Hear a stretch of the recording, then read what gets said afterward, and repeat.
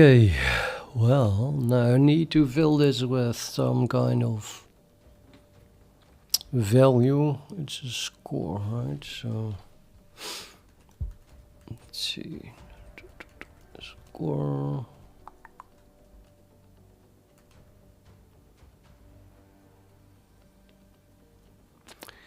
We need to have either plus or minus infinity, I guess, or some double. What is a good way to do that? I think we just have a bunch of possible values, I guess.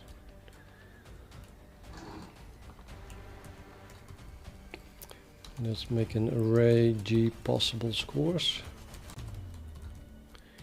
And then some random value.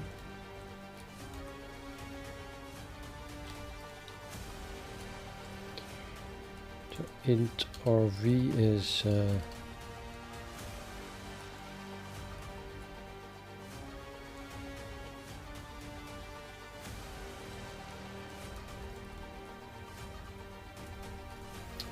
dude, I can never remember that really. How do I generate it in the numbers?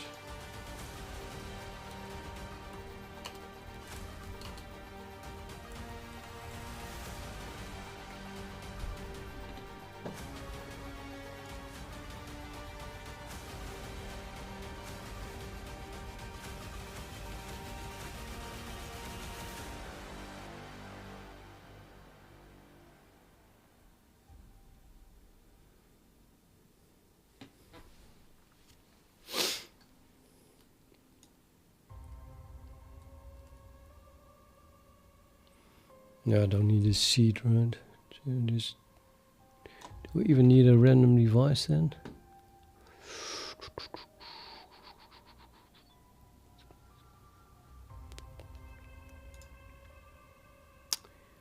Let's pick a seed that is fixed, like do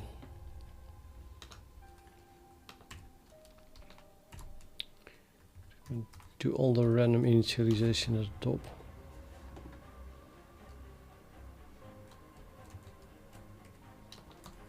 See if that compiles. It does not compile because we did not include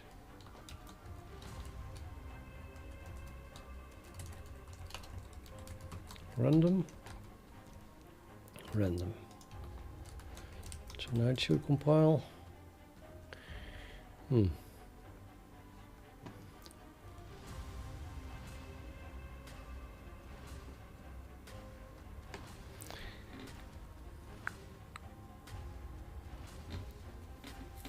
Seriously? Include bits, math calls defines finite in global namespace. Ridiculous.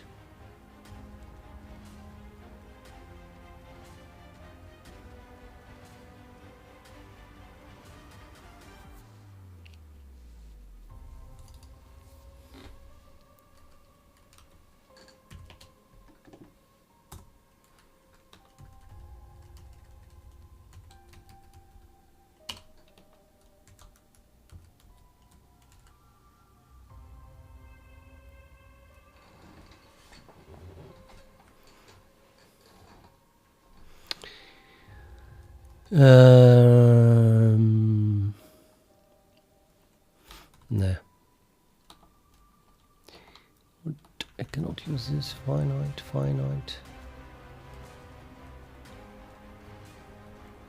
Well, I guess I call it normal then, but it is ridiculous.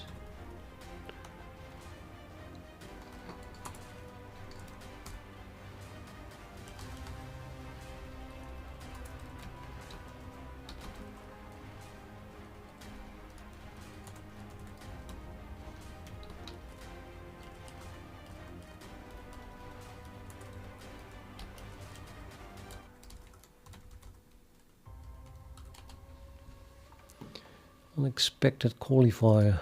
Well, now it's I feel flattered.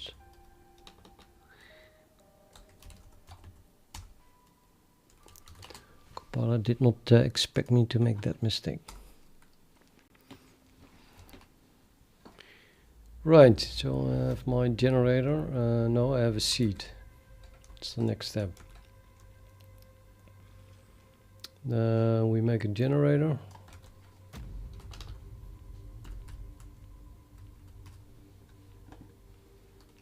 And then we make random numbers. No, we make first a distribution.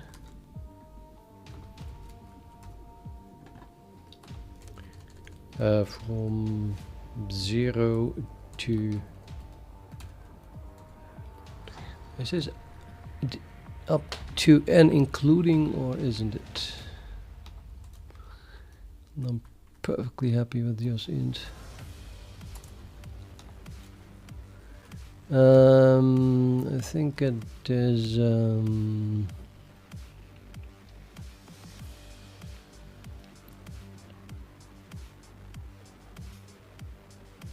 I don't know. Guess we'll just see. Presented 6. Okay. Assuming means the same thing here. Now this produces numbers 0 up till n including 5.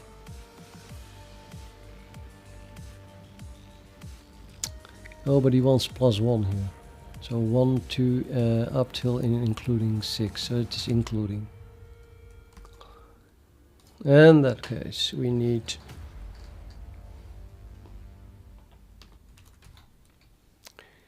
max score index. No, nonsense. Possible score size -1.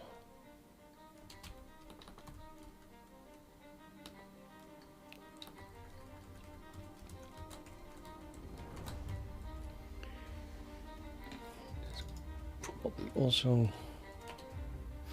okay, how many possible scores are we going to make? I don't know yet, but the thing is called G possible scores.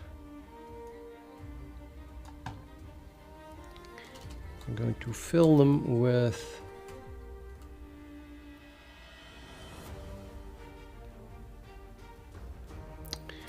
yeah.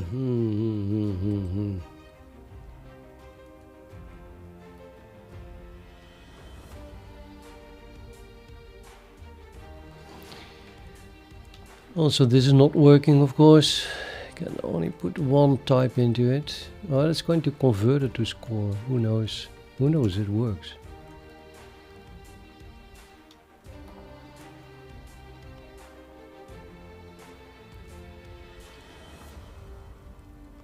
You can create a score from either a double or an infinite. I'm just gonna call. Maybe I should rename these things as well. Negative what, negative what, just infinite, right?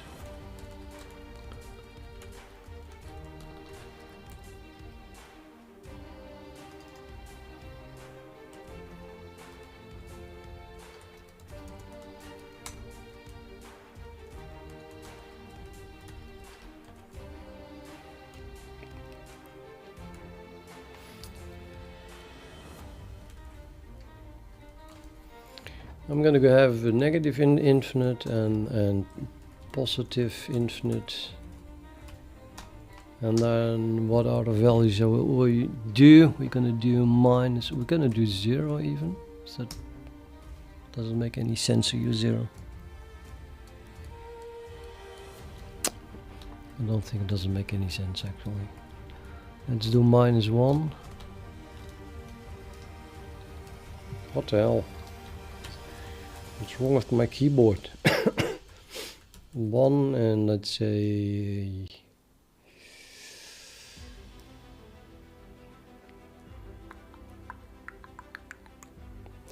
not too big. Say -5 and 5, and then we have -100 and 100. I don't know. Is that enough?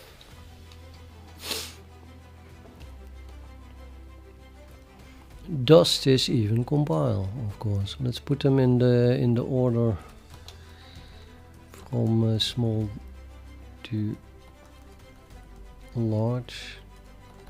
Negative infinity, minus 100, etc. These should be doubles. They are ints. I guess it's converted to a double and then from a double to a score. 1, 2, 3, 4, 5, 6, 7, 8. Oops.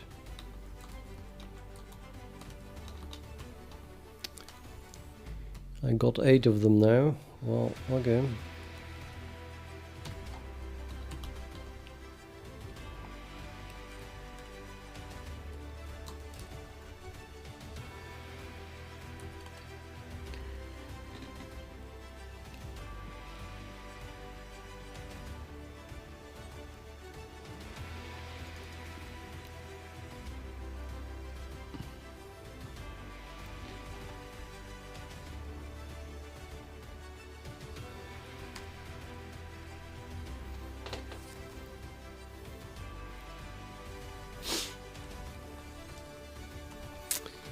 Hi, hey Retin.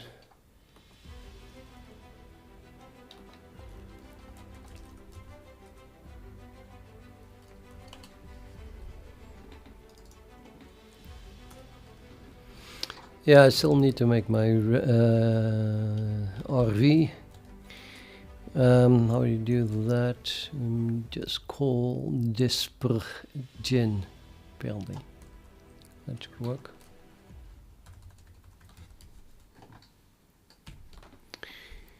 Disp. I have a disper here and a disper here, and I have a gen here and a gen here, and it's all abbreviations because I copied it.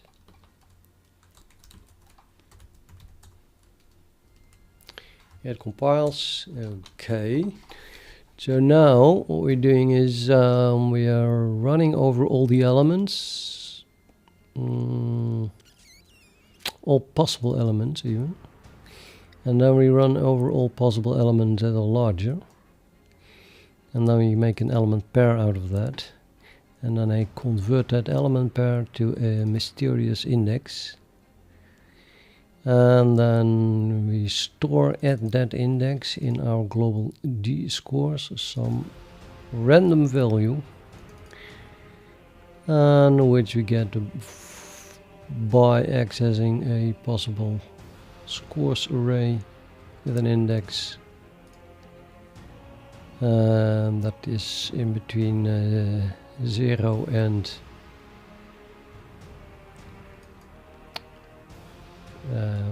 the size of that array. So after doing this, I could we don't have a 0 value in here, that's nice. I think all the other values are 0. So what I could do is run over this whole array.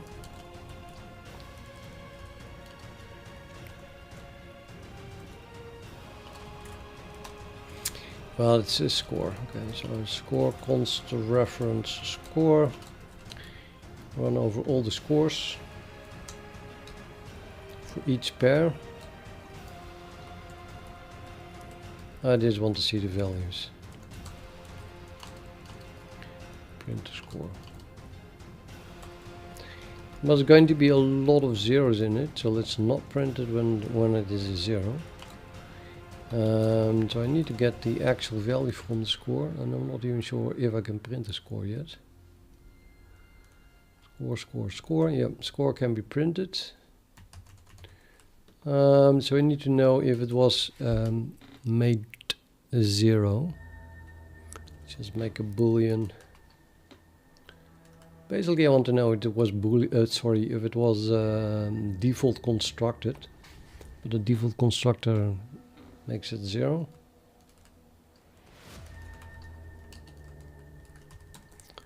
I'll call it is 0.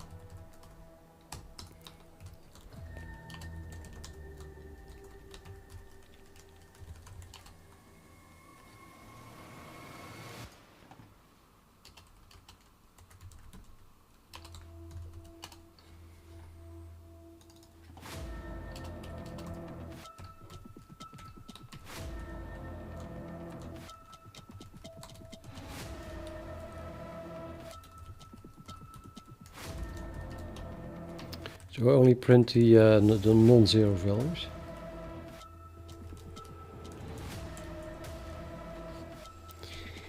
And that's not a lot. 1, 1, 1, 5, 100, 100, 100. 1 minus 1, 1.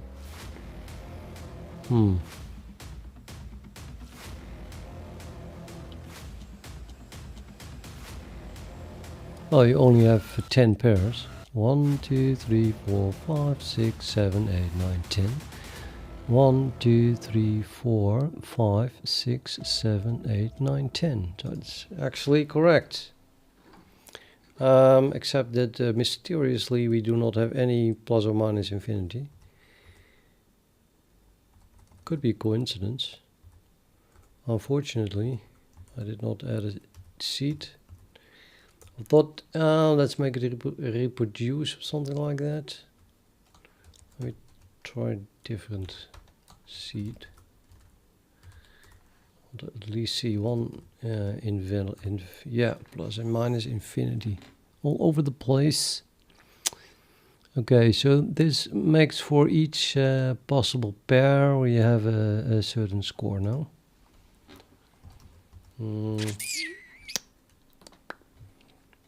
And as far as clearly not enough, let's make this times 6. Let's make it just try 6. Oh, still not much. Not many pairs at all. Oh, that should be 15. Yeah, that doesn't really work very well. I don't know why is my music on.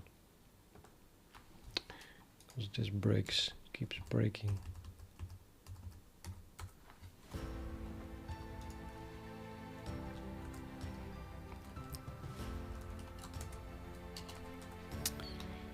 Plus 5, right? So plus 7, plus 8, yeah, that's not really going on. Let's go straight for 16.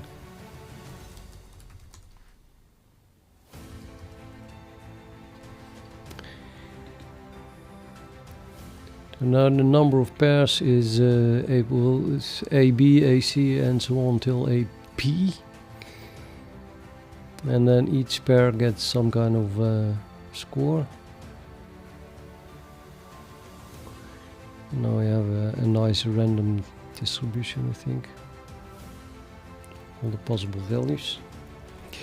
I probably should print out the pair itself as well.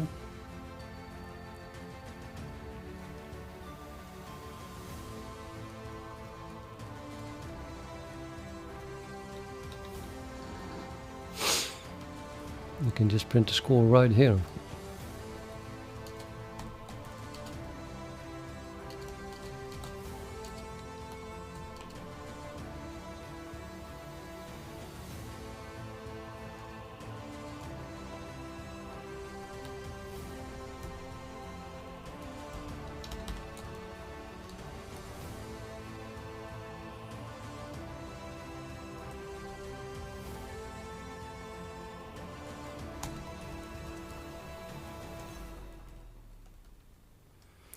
Right, okay, but in the end what I'm going to need is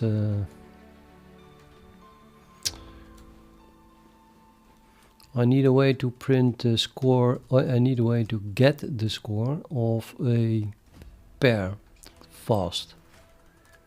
So let's turn this into a function. Score.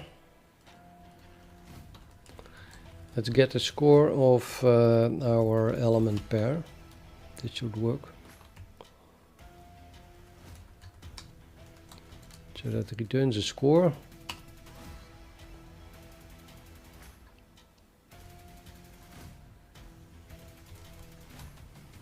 And it takes an element pair, which has only an element, which is a bit set, so it's just 2 bytes.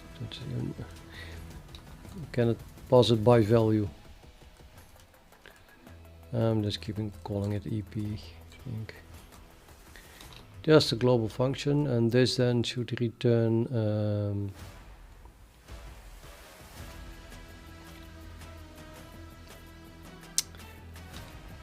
print score by value or slightly larger.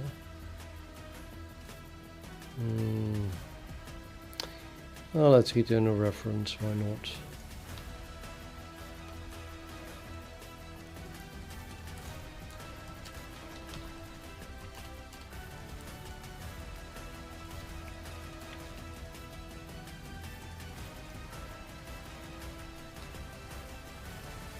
So then I need to convert the element pair into the index. I did that here.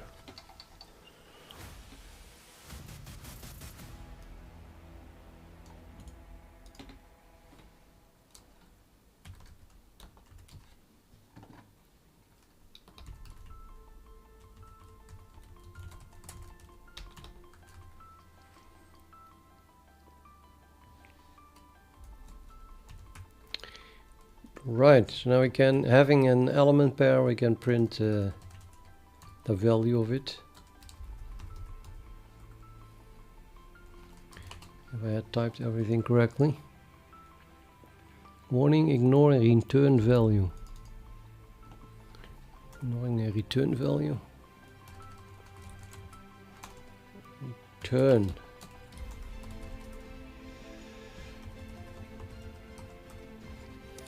Well, that should be the same list. Well, I guess it is.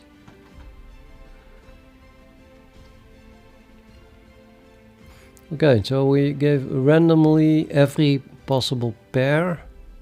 We have now 16 elements, 16 possible elements. And then we have a lot of pairs, possible pairs, unordered. Each of them gets a value equal to minus, plus or minus infinity, or plus or minus 1, plus or minus 5, or plus or minus 100.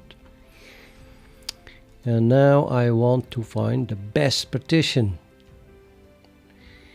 And that's not going to work, you would say, because as soon as we have a plus infinity, then it doesn't matter what the rest does. And we are so happy, then it's like, yay, the score is infinite. Doesn't care what the rest is. That's not how I want it. No. It's not really plus infinity. It is more like it must overrule everything else. But once we have it, then the rest still counts. So what you really want is to count the number of plus infinities that we have, and a minus infinity is unacceptable. So I'm going to make a score sum. Right, new class.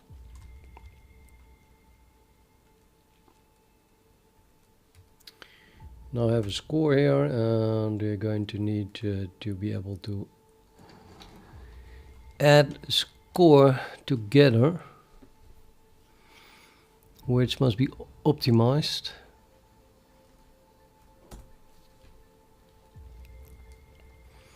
Let's just make a new class.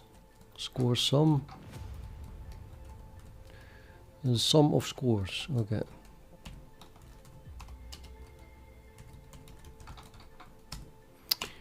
And that counts the number of plus infinities.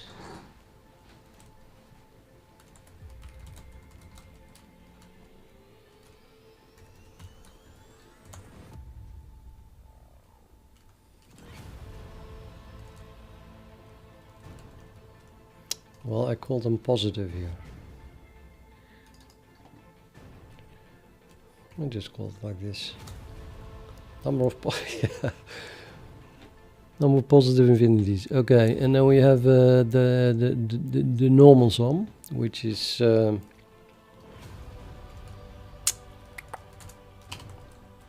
that's a double. That's a normal sum. You're going to call it a normal sum.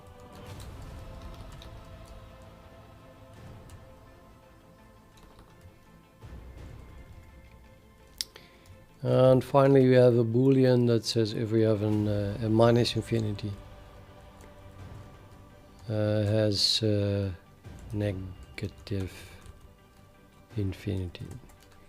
Even a single negative infinity is not acceptable. But hey, let's just count them.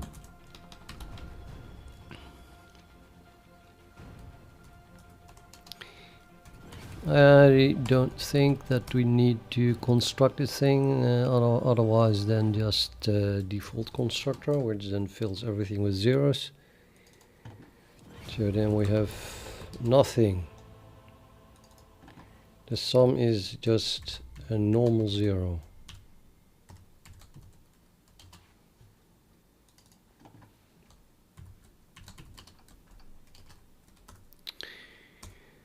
And then we must be able to add a score. So let's say we return a score sum reference, and well, you must even be able to assign it, I think. You can assign a single score. Is that stupid? You can also just add it to a default constructor thing.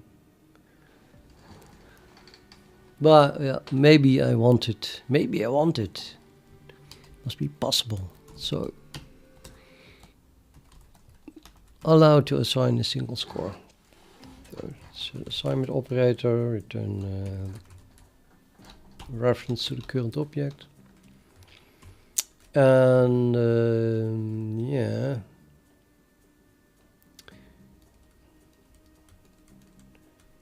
wonder oh wonder, I'm going to implement this thing in calling operator. Seriously?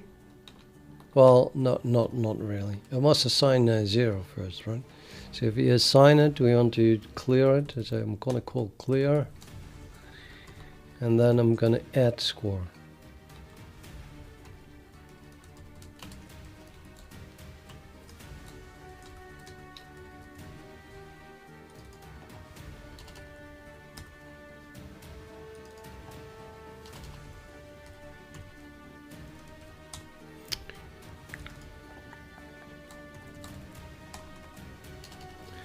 We set everything to 0 and then we're going to add it. So yeah, in the end I'll just need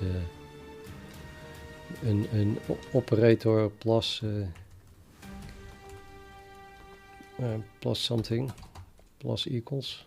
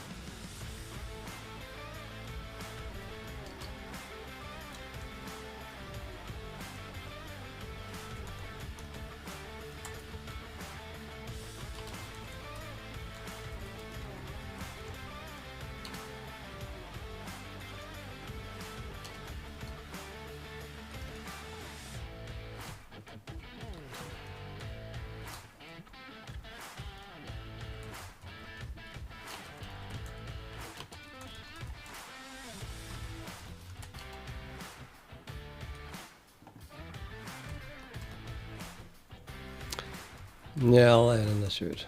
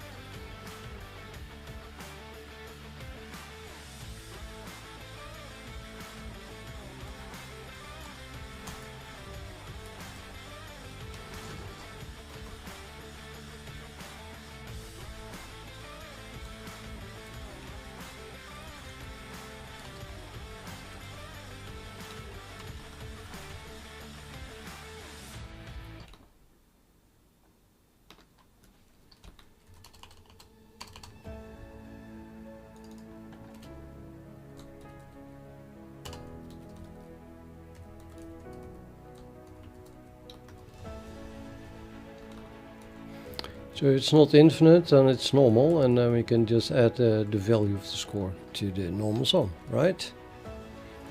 If, however, it is infinite, then we still have a possibility that the score is, well, positive infinite. You can add that, in which case you have to increment this value.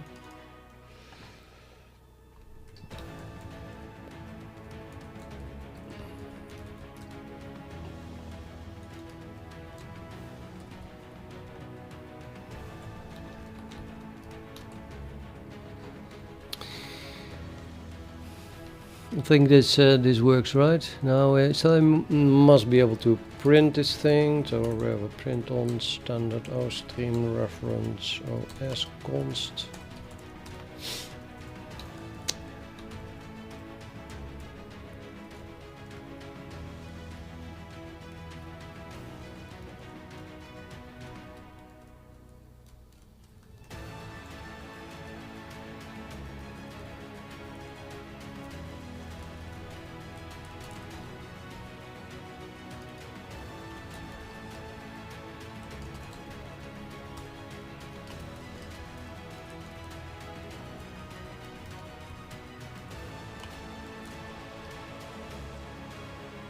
Yeah, I just call it negative infinity.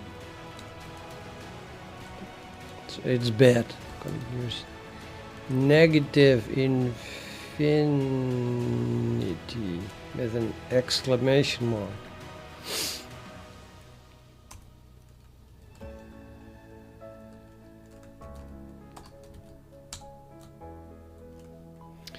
Else we print the value. The normal sum.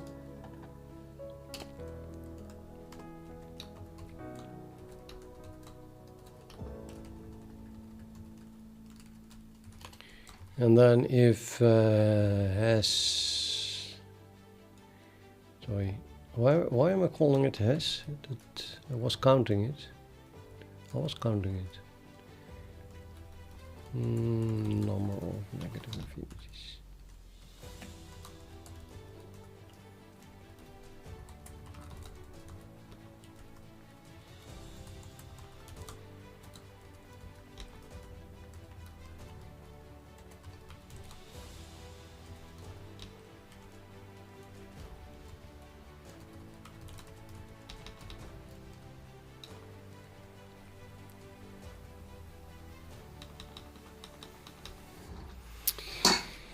What am I programming?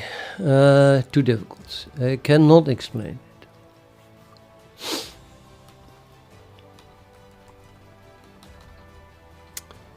Anyone else who wants me to explain what I'm doing? I mean, to all new viewers, and maybe I just should do that, right? Okay, I'll explain it. We have a bunch of elements which I call A, B, C, D, E, etc. And I can vary the number. Currently the number is set to 16. And so I might as well undo this, all of them. I'm using NeoVim. And what I want to find is the optimal partition.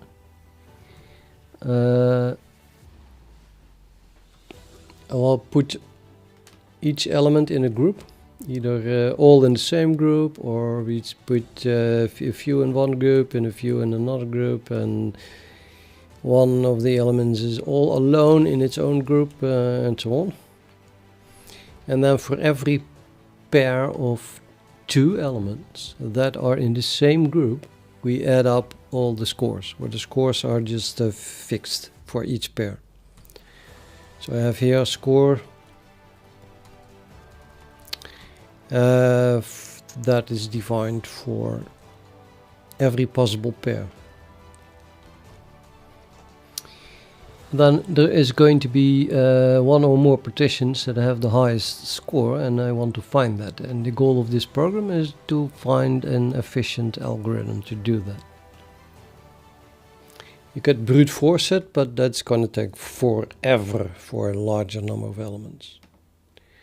So the idea is to, let's say, try to brute force it, see that it takes forever, and then write an algorithm that does it fast.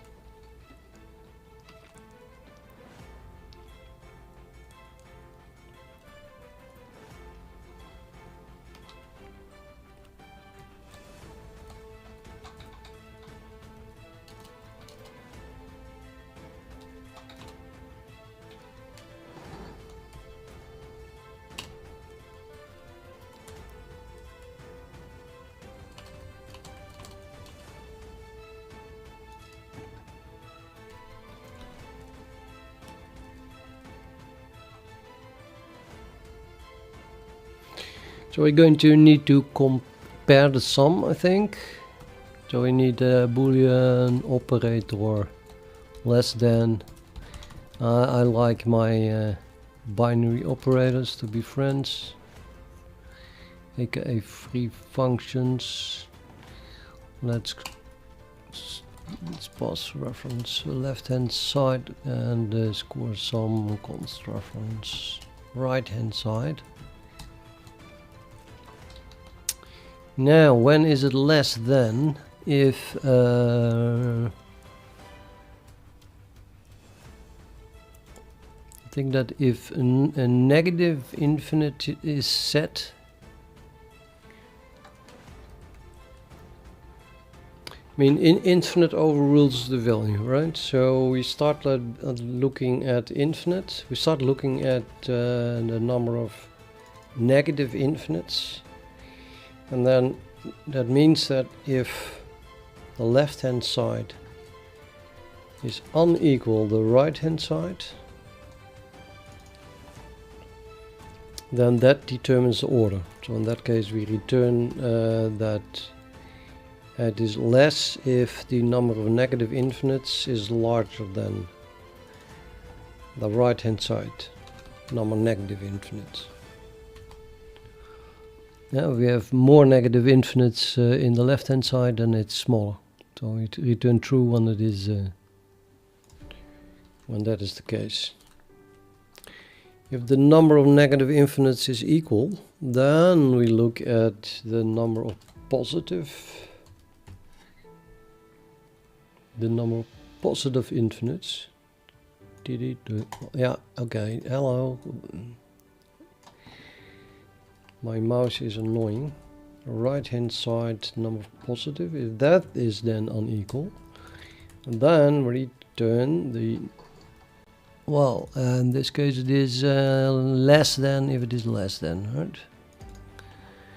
If we have less infinites, positive infinites, then it is less than. If those are equal, then we just return the value. The normal sum.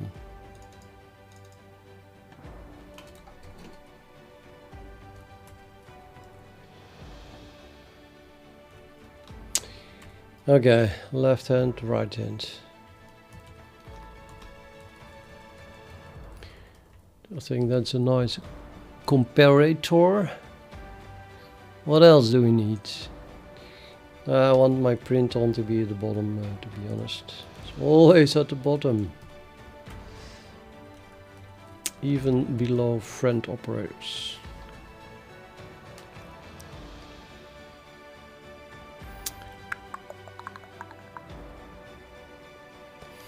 Maybe you want to be able to add not just a score, but do you want to add another score sum? So let's do the exact same thing as here.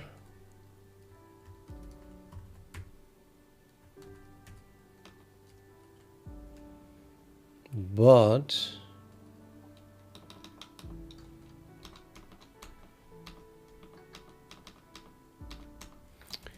oops, okay, what really am I doing here?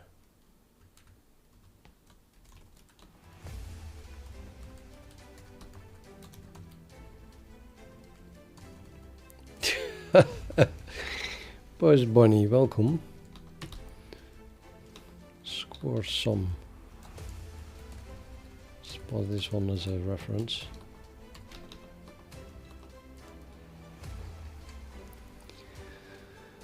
Shadow exposer, well, this is written from scratch. It's a single file and I started yesterday.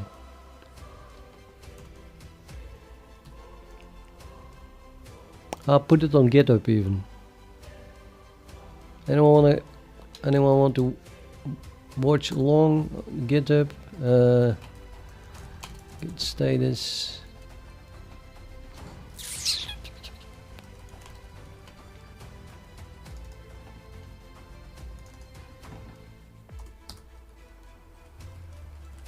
Utils has been changed.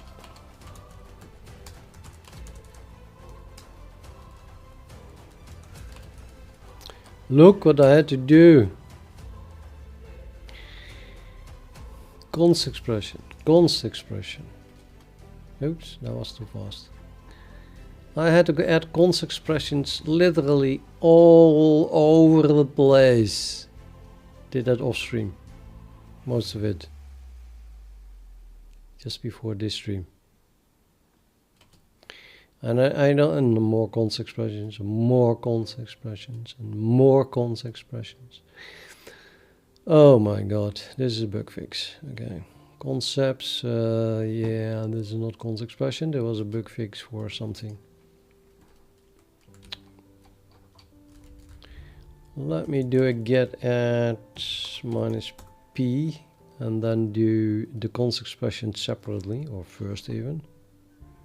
Well, let's do everything else except const expressions first. So it looks like all const expressions to me. Really? All const expression. This is not a const expression. More const expressions. This is mostly const expressions, but not. Well, no. This is something else. Yeah. Okay. Let's do a yes. So now I do a git commit, and then I'll add bug fixes or something like that. Fix bug fixes, and then we do a git. Sorry, there's a git status untracked files.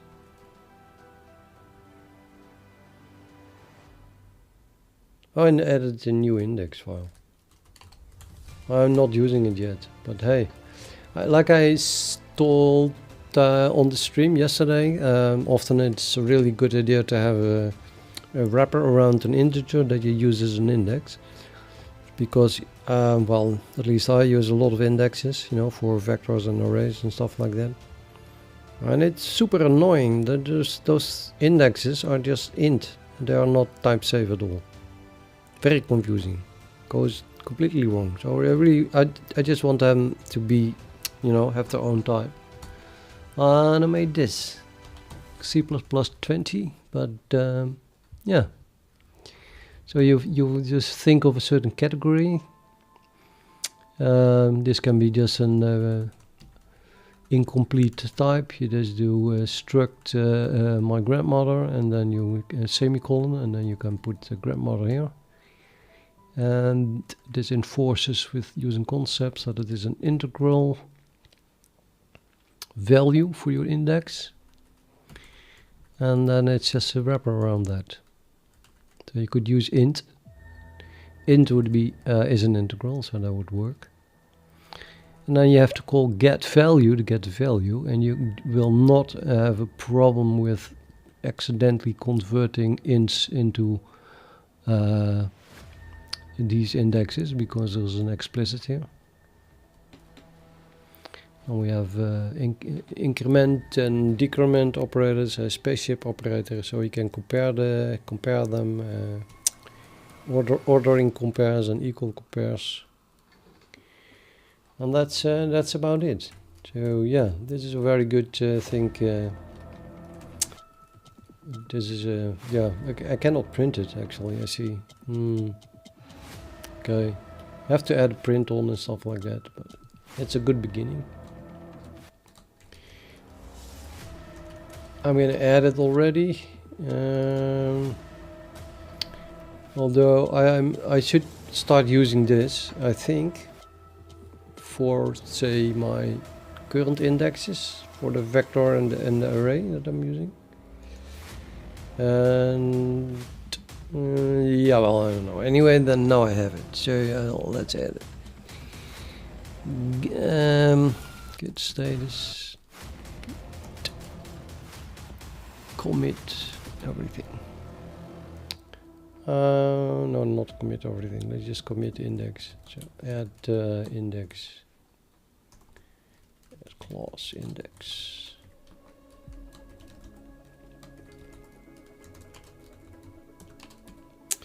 And this is just to add cons expressions. A lot of cons expressions.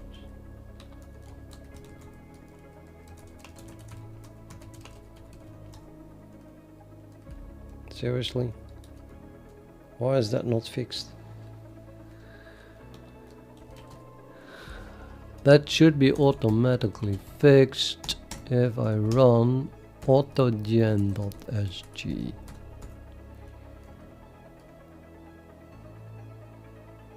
Can fast forward utils.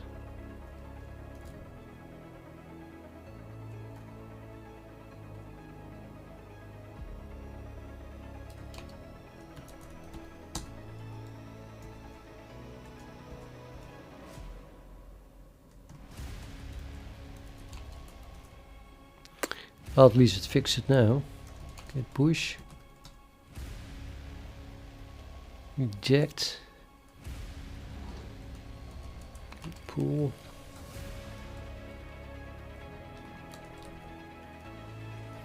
Oh ja, de readme. Git push. Status. Git add utils. Git diff. So like a lot of work. Git commit minus everything. Yeah, this is kind of work in progress still.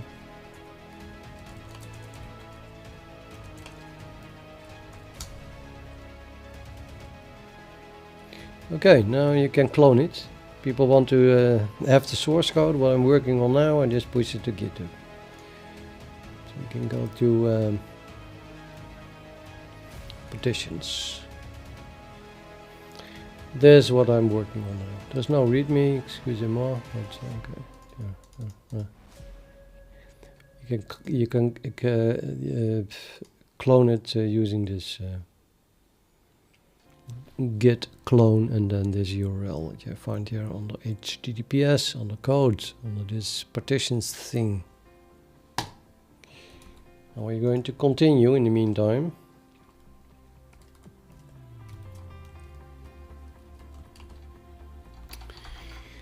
Conflicting declaration. No, okay. Let's not use in.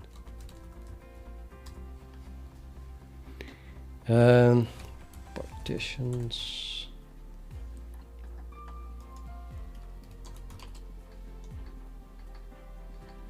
So now push something that doesn't compile. Oh no.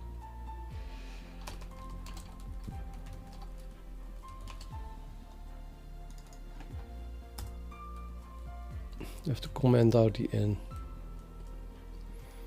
Or rename the N above here, I guess. Maybe better.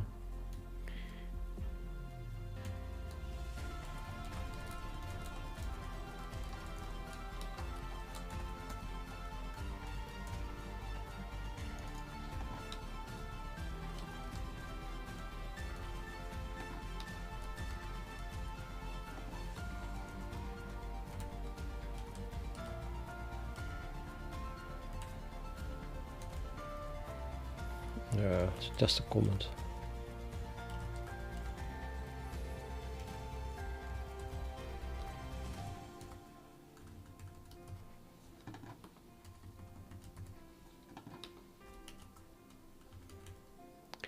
I don't think I use a number of pairs.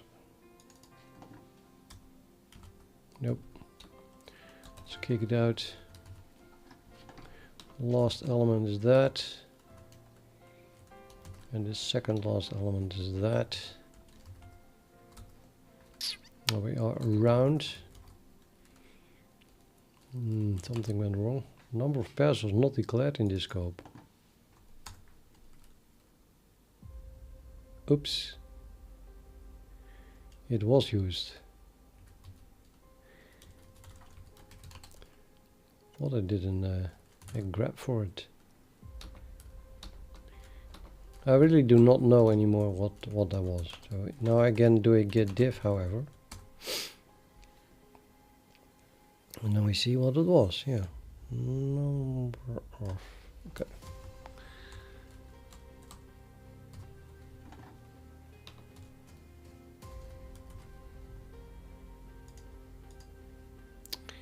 Where's my number of elements? Not here.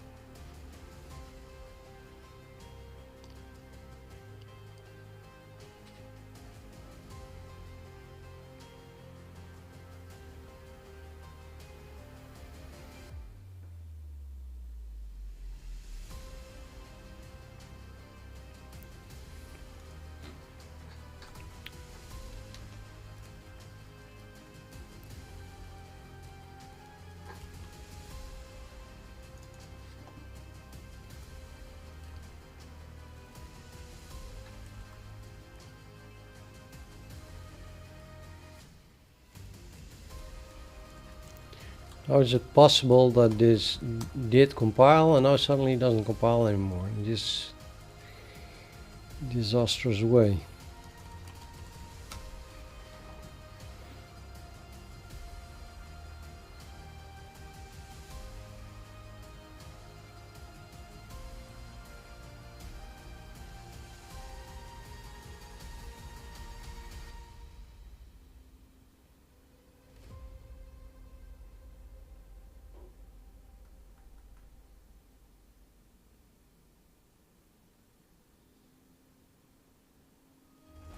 Because I put number of pairs in it instead of number of elements.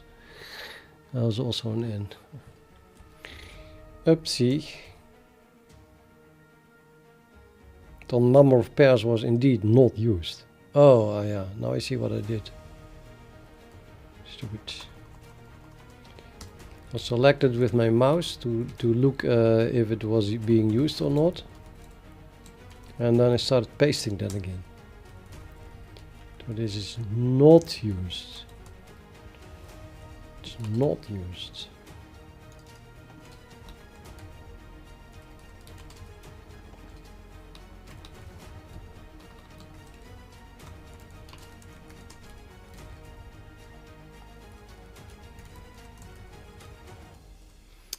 It still works.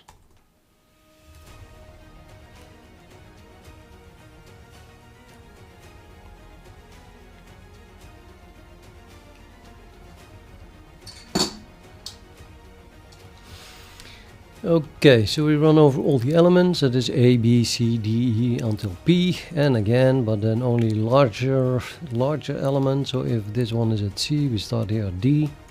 It's not that difficult. So we make a pair of it. So now we have 2 letters from the alphabet, and then we calculate the score from that, and then we get we assign to that some kind of random value. Why do I even use RV here? It's an abbreviation, which we hate. Might as well use it directly. And then we print it. But what I really wanted, what did I really want?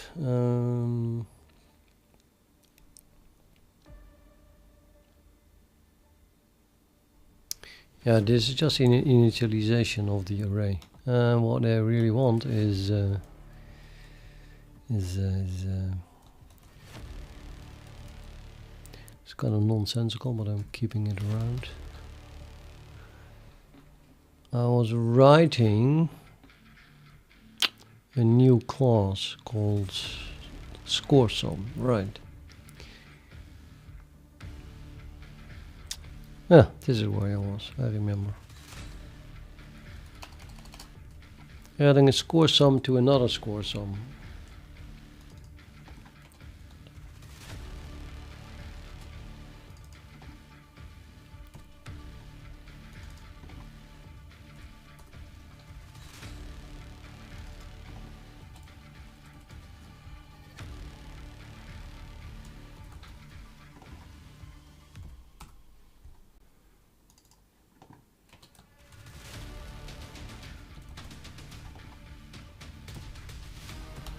That should do it.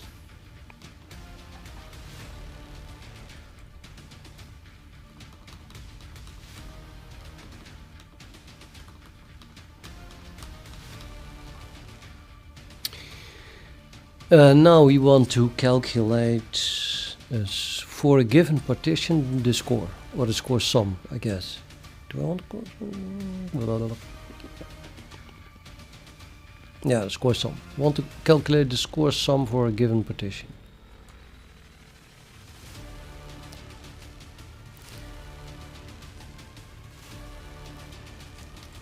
So I feel that this thing should be higher defined earlier, because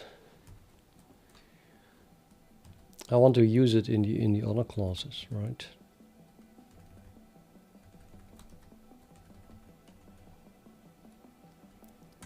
It doesn't even depend on anything, so we can put it very high.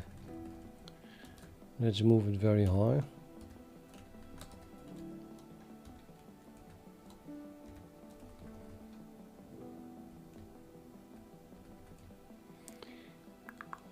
The very least above partition.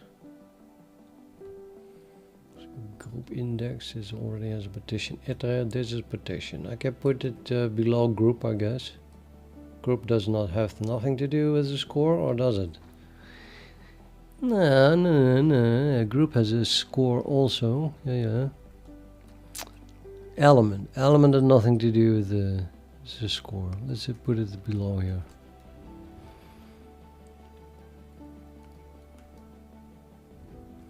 I think that a group already has a score. I could make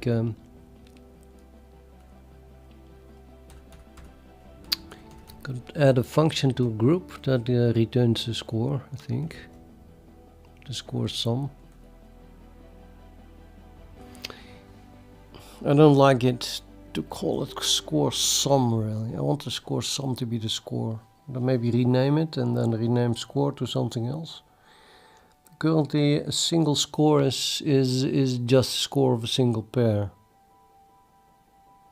which is more like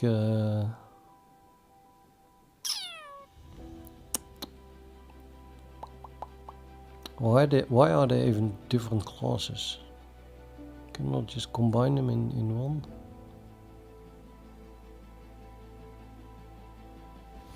Can we combine score sum and score into one class?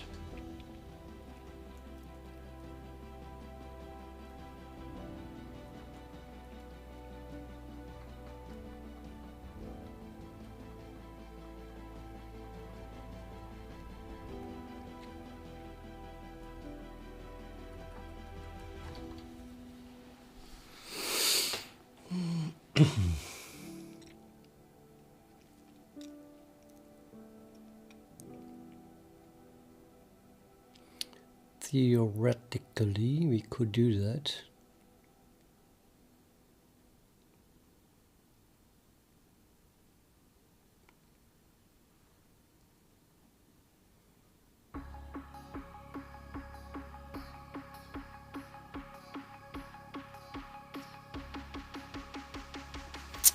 Yeah, I guess maybe yes. Yes, maybe yes. Let's rewrite score such that it can do also sums. That means that really we want to have these three things here.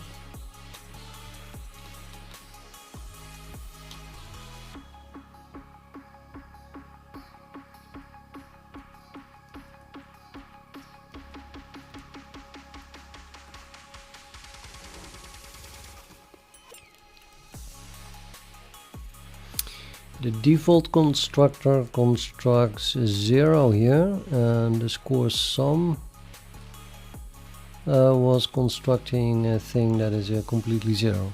So 0 is 0, so yeah, that works. So let's change this one into something that generates a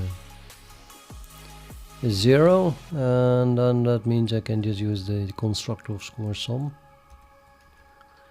which already did it.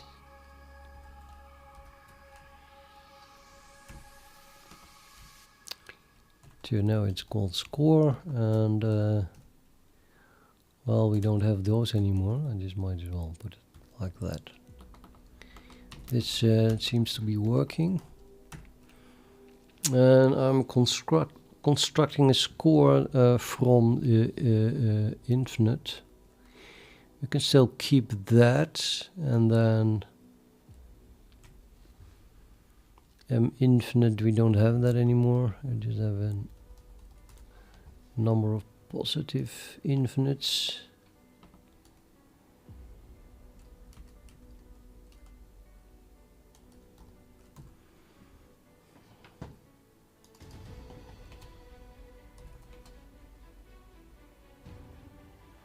Let's start with negative. No, and positive is the first one. So it's negative infinite. Sorry, it's a. If it equals positive infinite, then this count must be 1, otherwise it must be 0. And then the number of. Well, this is then m normal. The normal sum. That's right, it is a double. And then the last one is if inf equals negative infinity.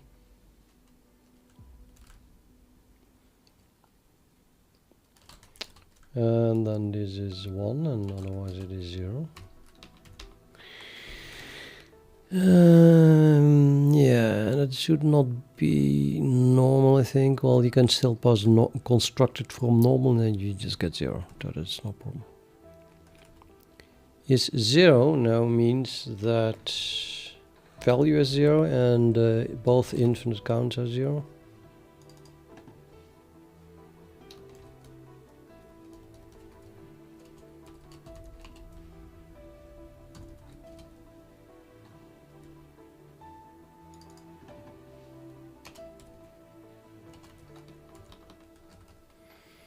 Is infinite means that this one is unequal 0, or this one is unequal 0. Is positive infinite means that this one is larger than 0.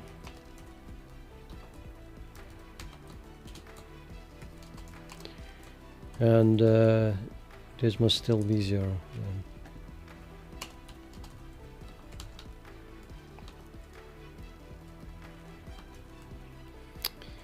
Value means that it is not infinite.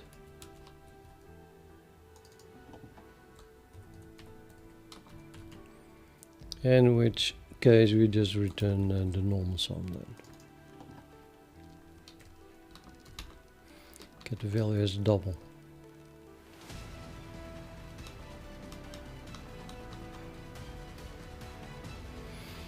And when printing it, yeah, that would just be, theoretically I would say we should print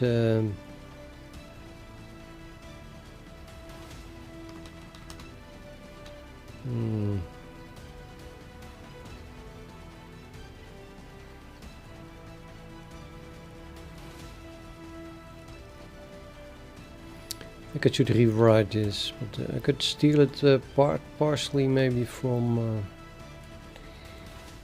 the score sum that I did right. See how those things compare.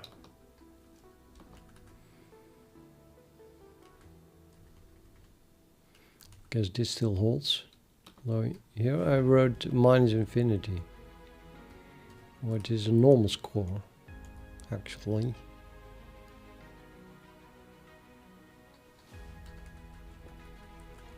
So you have to tone down, I think, on the capitals here. Just print minus infinity.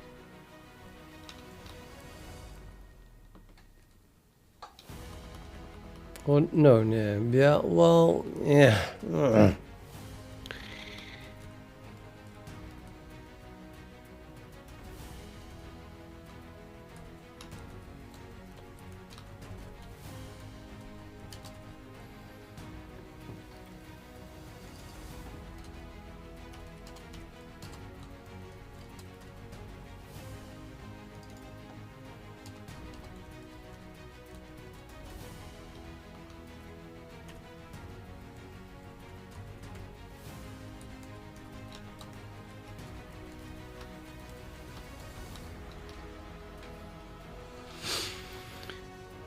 It's only normal when it is just single minus infinity.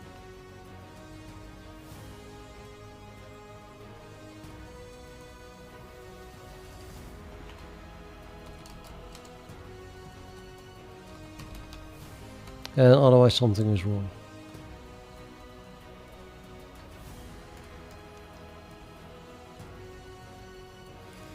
And in this case I want to print the normal sum also only when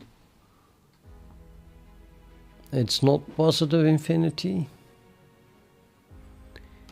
Let's say if I'm going to make a special case of that. So if the value if positive infinity equals exactly 1 and the normal sum equals 0,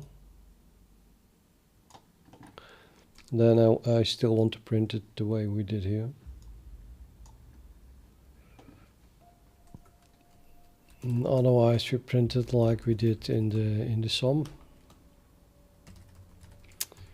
The score sum way, we just always print the value even if it's 0, and then we add if there's also a positive infinite, a number of positive infinities, we print that. We add that.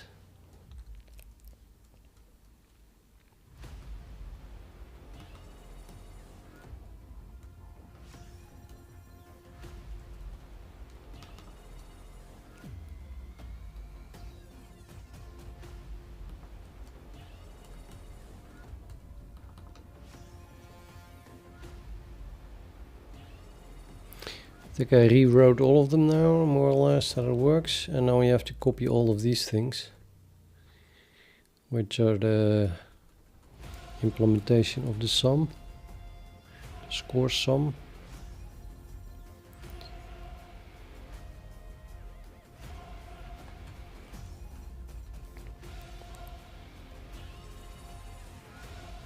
Let's add them here.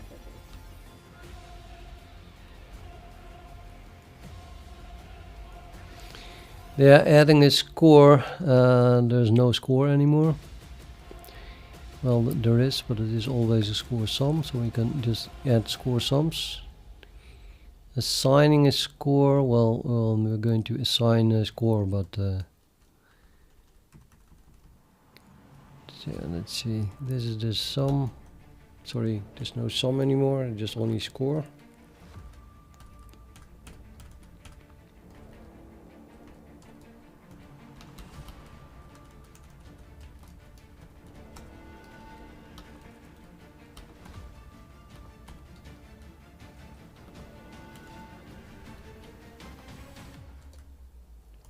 Yeah, that was all.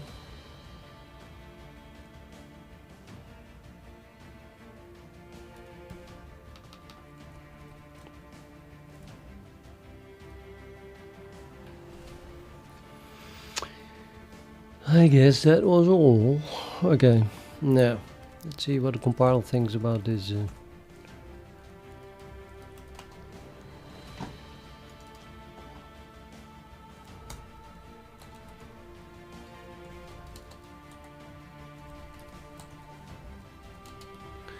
Maybe I should replace normal sum with value after all. So the whole sum thing. Actually, the question was, do we still have a value? We don't. I'm gonna replace m normal sum with m value. I think just seems to make more sense.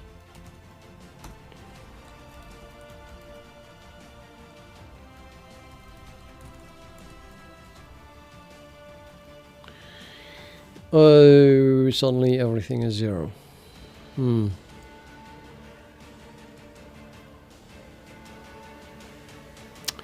It's either 0 or negative infinity. So either something's totally wrong or just our print function is wrong.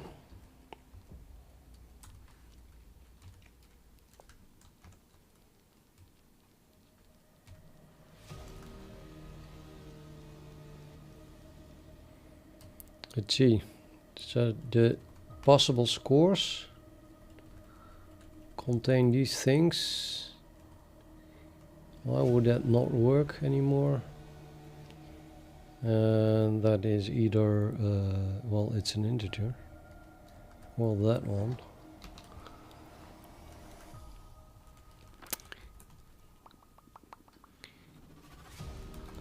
And that's one of the problems.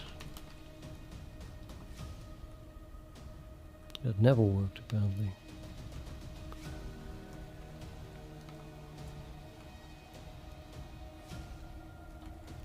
And here I'm really never sure about if I have to add this, add parentheses or not here. So, I thought it's not needed. No, don't know.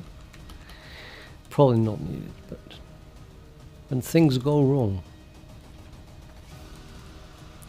Let's try and what I get now. Okay, that looks better, but it's not having a single plus infinity.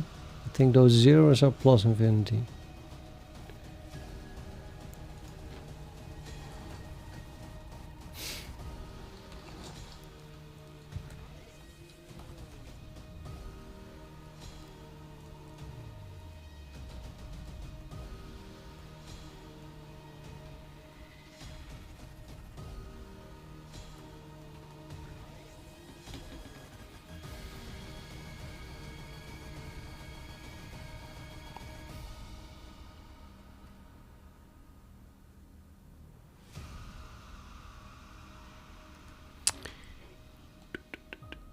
If this runs till size -1, we get a maximum value of 7. 0, 1, 2, 3, 4, 5, 6, 7. So that should work, and then that worked the last time. So yeah, it should just work.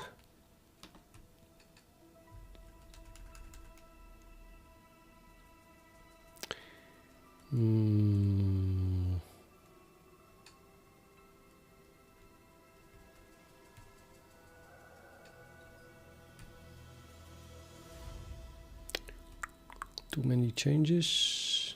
It's not clear where it goes wrong, right? And I have to scroll up a lot.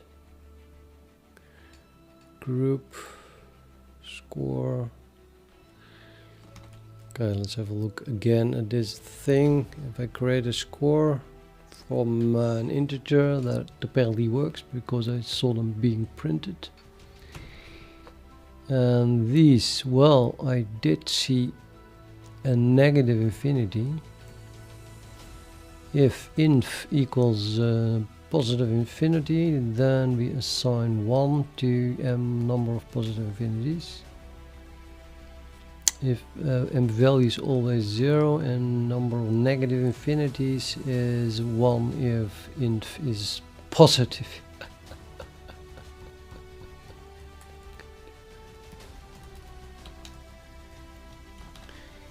If inf is negative infinity, then a number of negative infinities is 1 and otherwise 0. I think that was maybe the bug, but let's check the rest anyway. It is 0 if the number of positive infinities is 0 and the number of negative infinities is 0 and the value is 0. It is infinite if one of these two counts is not 0. It's positive if that thing is larger than 0 and that one is 0. It's never negative, by the way, or not never less than 0. It should not be infinite, and then we can return m value. Clear sets everything to 0. Operator plus. Number is positive, adds positive, negative to negative. Value to value. Assignment is calls clear and then calls operator plus equals. And the less than, we're not even using that yet, but I think that one looks good as well. Negative, negative, positive, positive, positive, negative. Okay, that looks good. Print, yeah, the print could be wrong. The number of negative infinities is unequals 0, and the number of negative infinities equals exactly 1. And that is 0 and that is 0, then we print that, otherwise we print that. If that is 1 and those you print that, otherwise you print that. Looks okay. I'm going to run it again. And now it works. It works.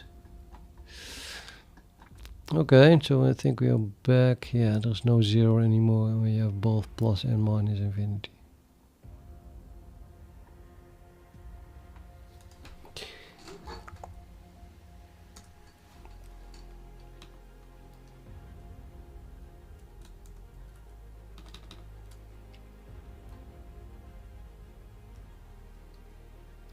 So now I want to return a score for a given partition, and we can start by returning a score for a given group. So I'm going to go to class group.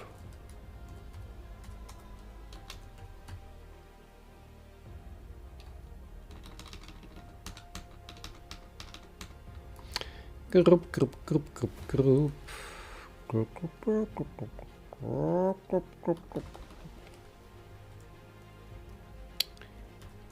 Score.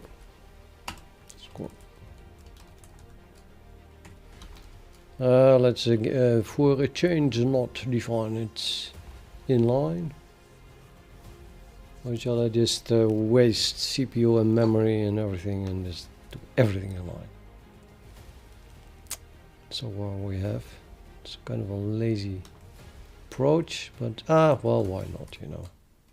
The compiler is smart enough to figure it out, especially since everything is in one file. So the score here is something that we can calculate by running over all the pairs in the group,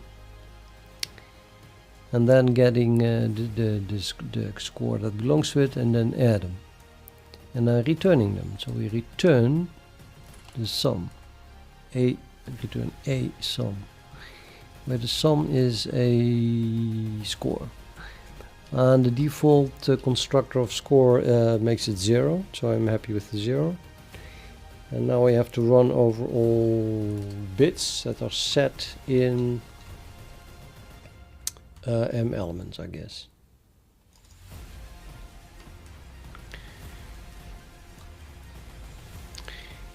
Run over all the bits in m element.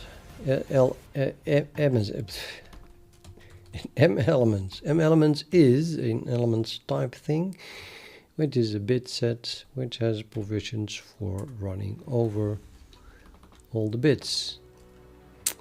How do we do that? Would it be nice if it had documentation that told me how to do this?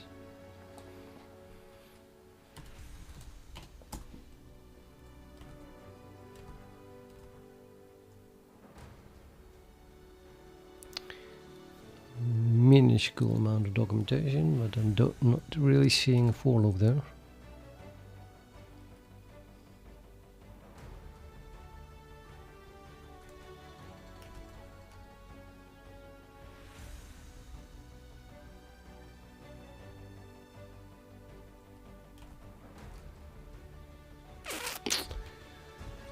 Yeah, I'm too lazy to figure that out. Can I not find that back somewhere in my old projects?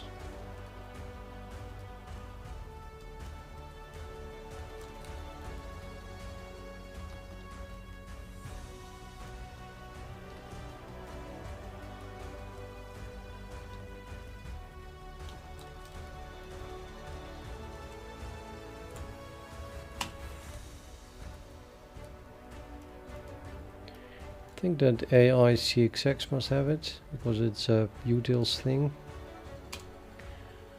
Type F.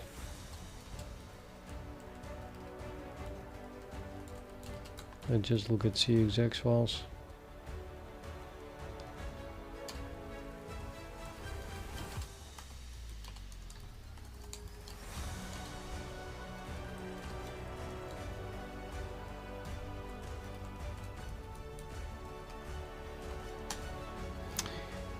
I don't know, man. Bitset might be might work. I don't know what to look for really.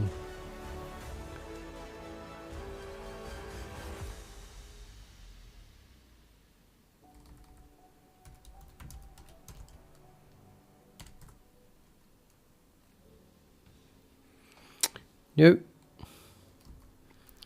What about something with I begin? I begin. Oh, that is something. No, that's those are indexes. I don't even have an I begin in my bit index. Damn it.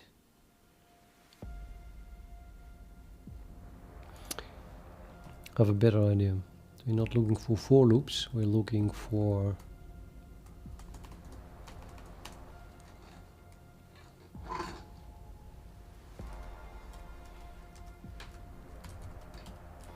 files that include bitset on the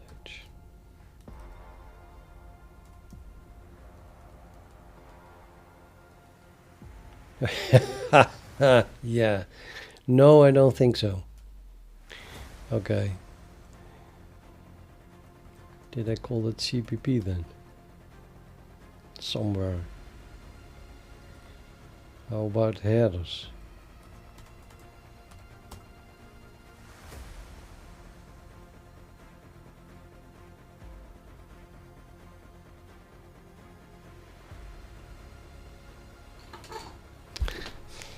Well, yeah, this is clearly the first time I use bitset. Never used it before. Ridiculous.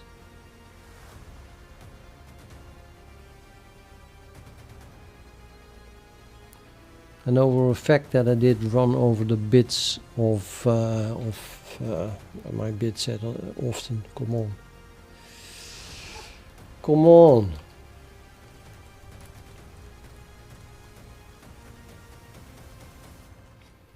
Yeah, even the chessboard does it, if you ask me.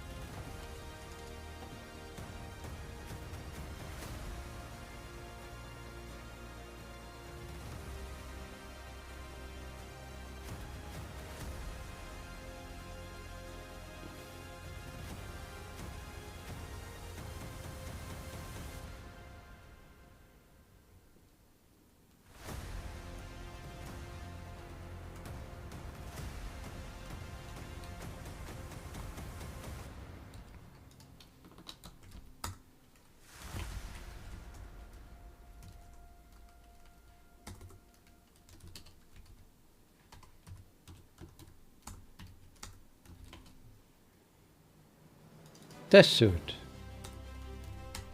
Of course it's in the test suite.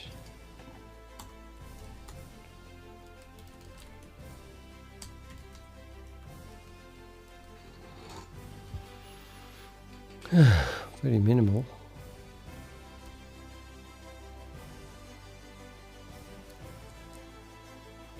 It's not in the test suite.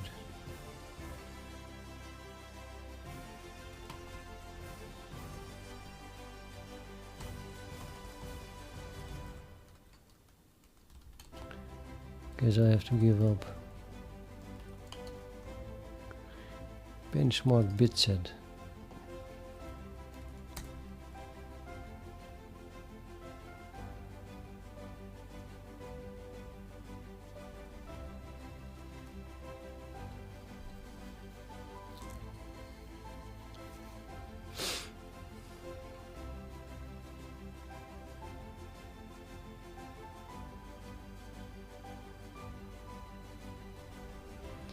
The only thing it's doing here is this. M and minus N.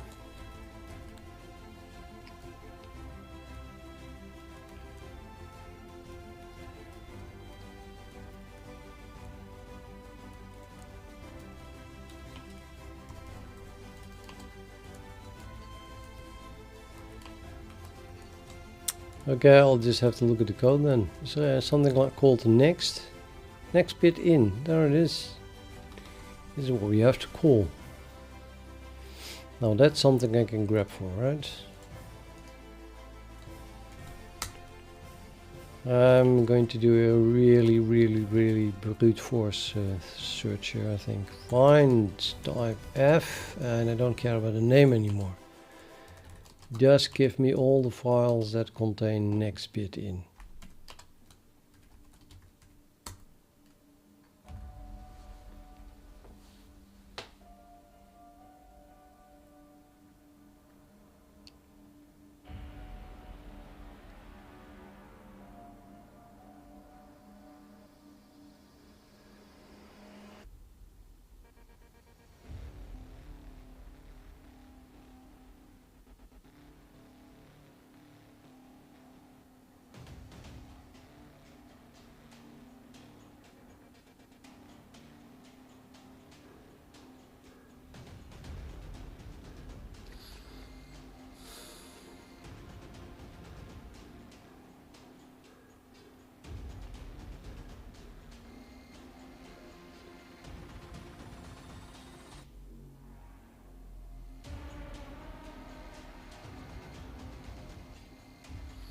So far, nowhere. It's only being used in the where it is declared. This is crazy. If I had a little bit memory left, I could just remember a project where I iterate over all bits, except for chess. Chess was written before that. I think I even made my utils bit set after code that I had written for my chess stuff.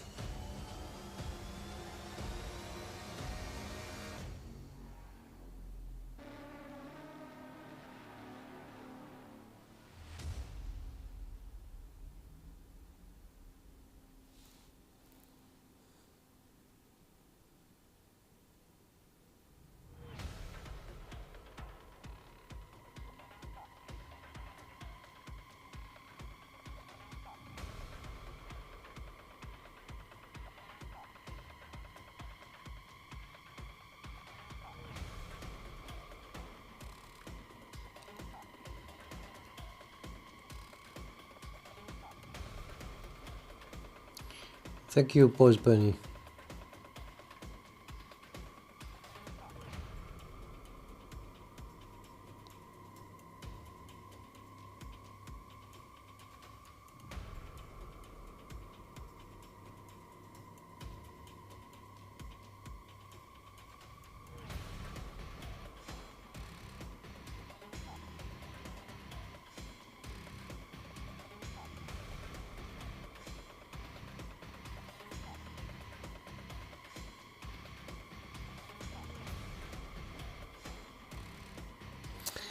I have no idea how. Well, it takes a little bit longer than I had expected, I must say.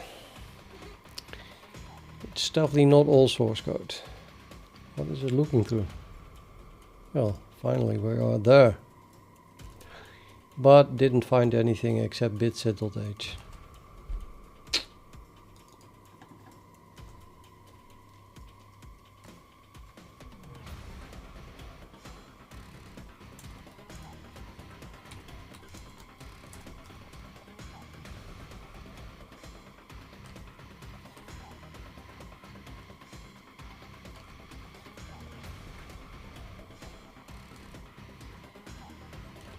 I think that's pretty ridiculous, really.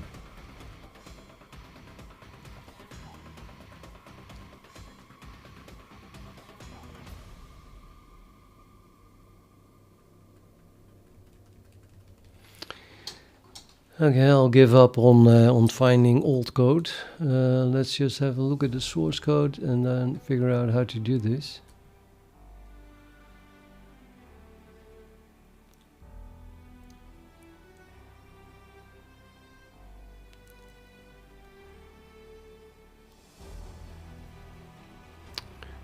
Namespace bit set index pod index pre-begin.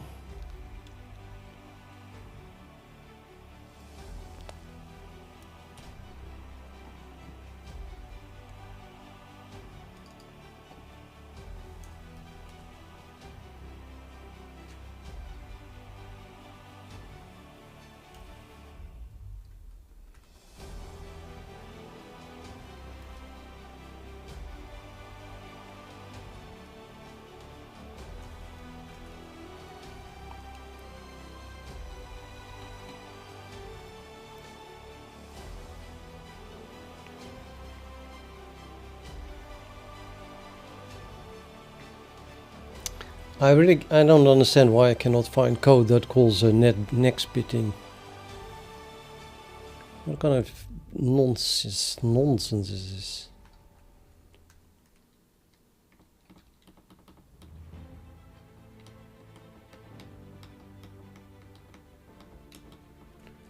Previous bit in.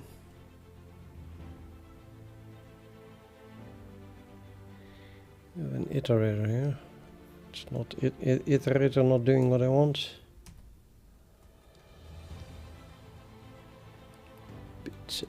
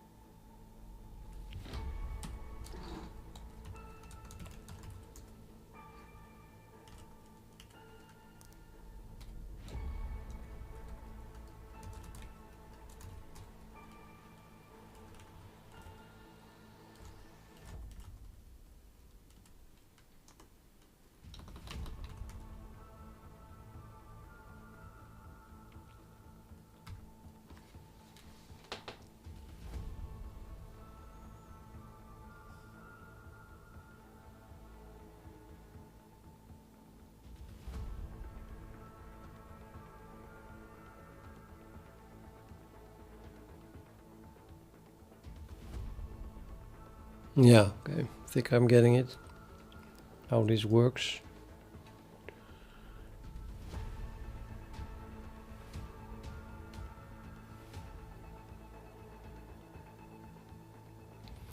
I'm pretty sure I used this before in many codes, so I have no idea why I cannot find it. I want to do one more search.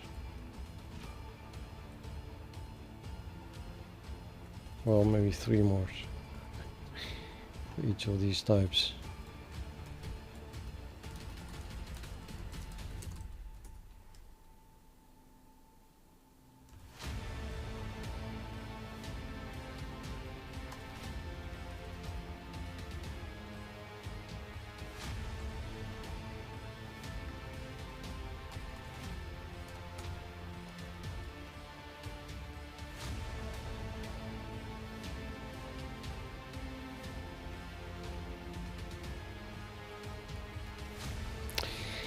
Well, I guess I never used it. Ridiculous. It's not even true, of course.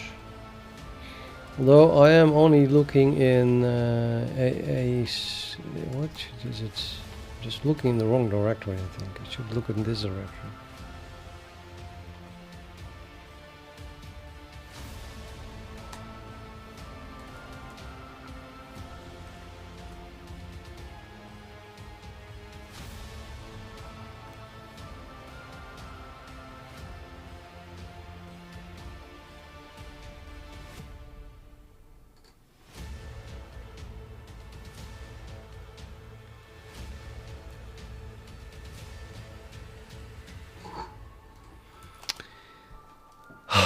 We found it.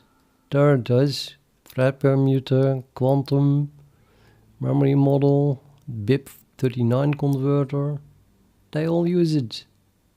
No, they don't. Bitset, bitset, bitset, bitset. I'm going to scream. I give up.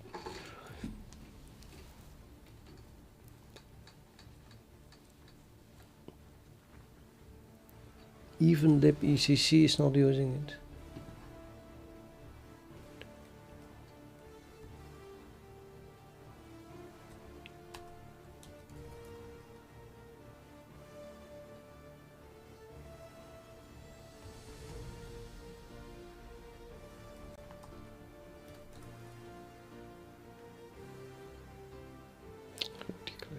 Ridiculous.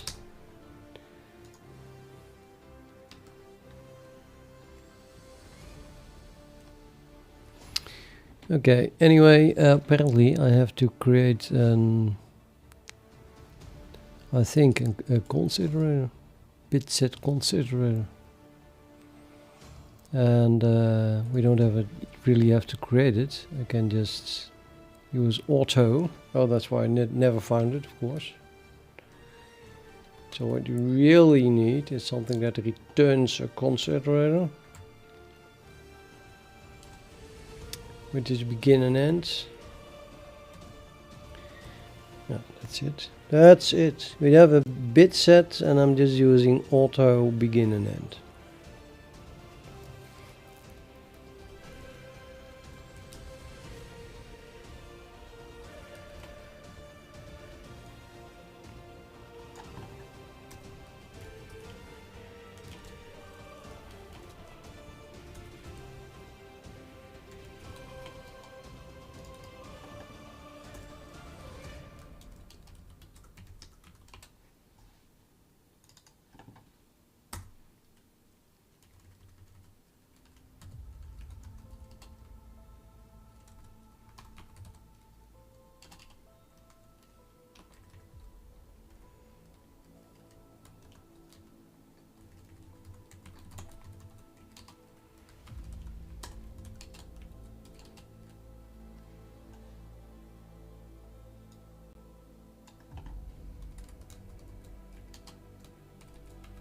Like that, which also means that we can do the whole dereference thing,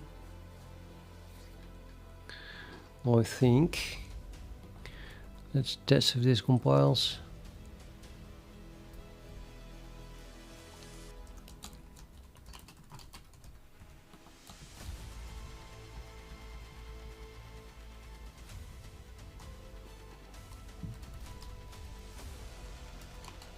I cannot print it, but at least I can see then what the type is. Aha. No matchword and utils bit set const iterator. Yeah, hello. It's an iterator.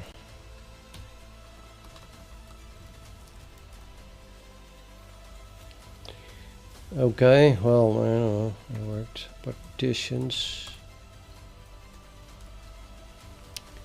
Probably not even calling it. They're not calling it. Score. We can run over all the bits. Hell, I think I can now do indeed auto bit and then just use a column. Elements like this. And then I actually get a bit.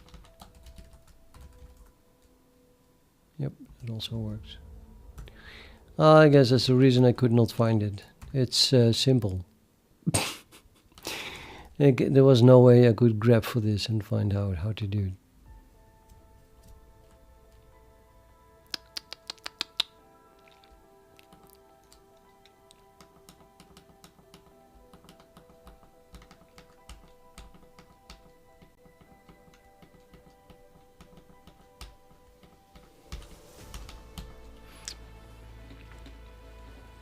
Yeah, I'd rather have the iterators though, I think. Let's use it in iterator.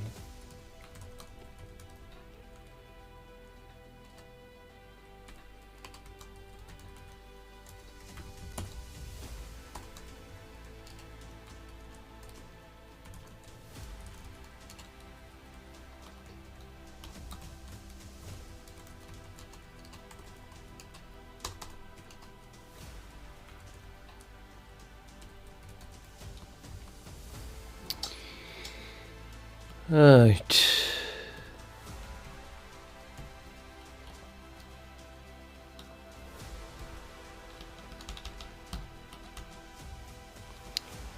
Now, if it is a single bit, then we don't have a pair. If we don't have a pair, we don't have a score. Why not just return nothing? Or maybe that.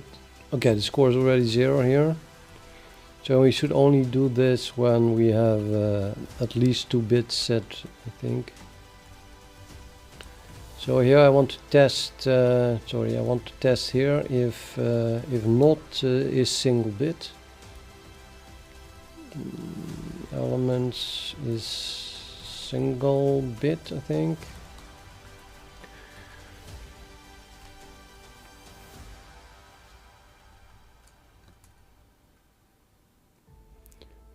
And bit mask is power of adjusted power of 2, so we have only a single bit set. That's not interesting. Actually, if no bit set at all, then we also the group is empty and the score is also 0, right?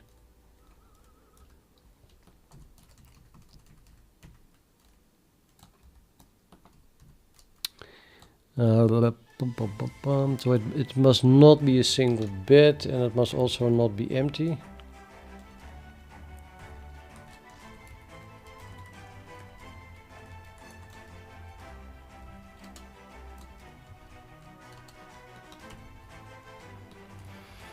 I think I saw an any there. Any is inverse of none.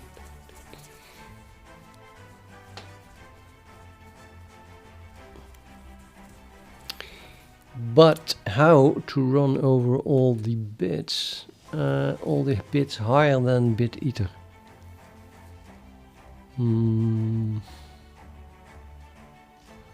If it even exists. Let's call this bit iter 1.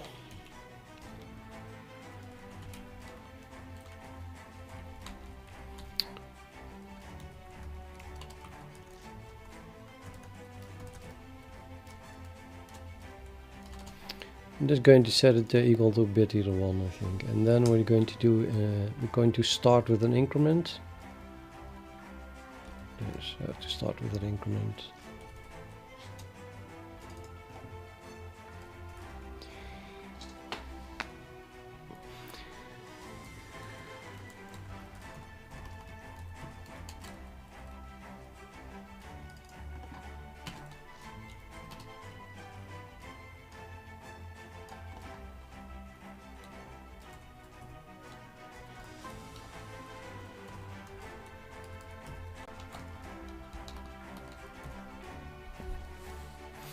So now I have two iterators and they point to two different bits that are both set. And I want to get my score. What is the score that belongs to this? Well, then I have to convert them to a score index.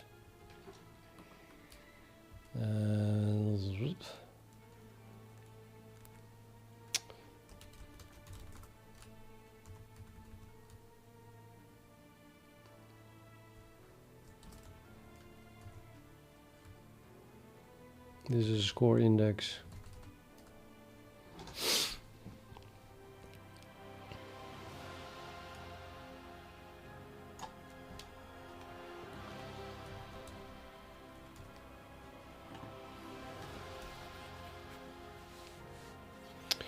Score index. Well, the score index is then simply the addition of the mask types for both bits. And I'm pretty sure that would be this one. And the mask type we can OR. So we do a bitwise OR between the two bits of the two iterators. And then I think I have my score index. Let's check if it compiles. Does not compile, of course. Cannot convert utils bit set to utils mask type. It's a bit set. Okay, we get a bit set back from the dereference of the iterator.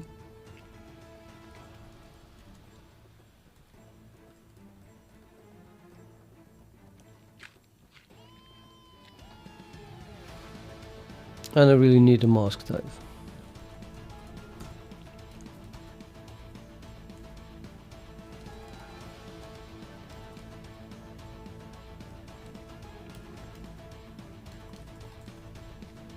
Huh?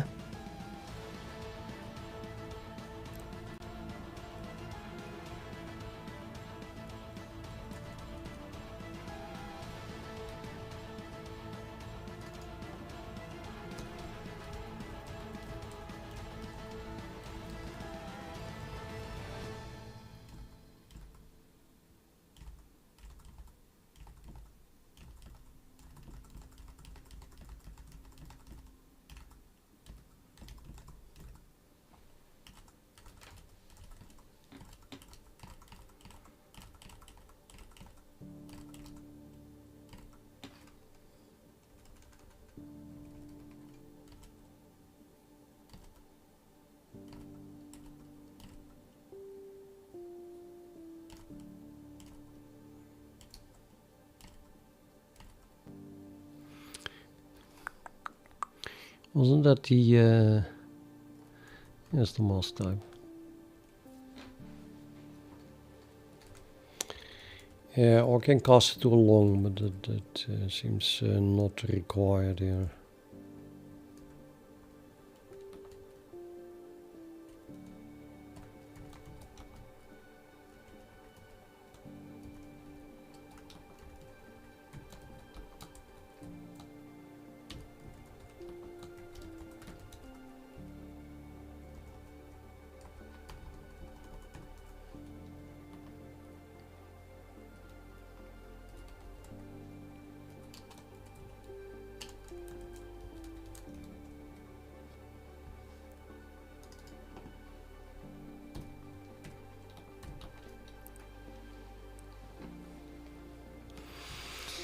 So we run over all bits, then we run over all the other bits, and then for each pair that therefore exists, we add the score of that pair to our sum, which is then returned in the end.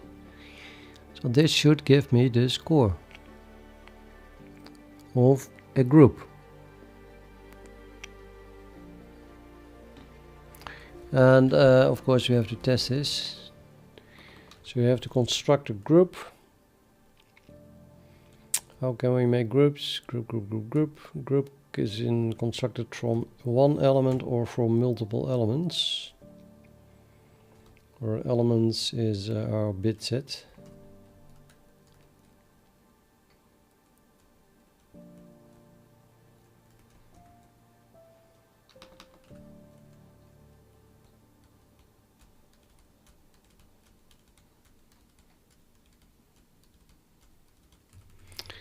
Let's try this. So I want to make a group from elements, and then I want to print well, the group itself, why not? And then we print the score of the group.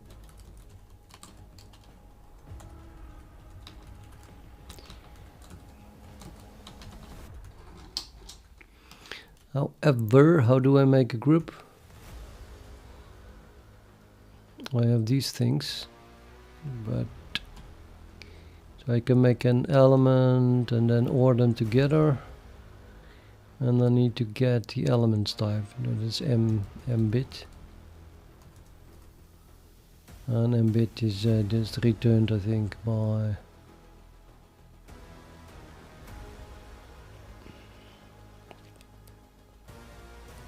here. Can just convert it to elements. So it should be possible to simply make them out of something like A or B or the E or yeah. Could make a cute word.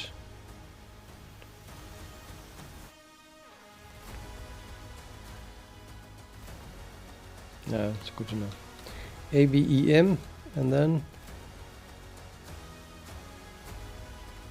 make. These scores was not declared.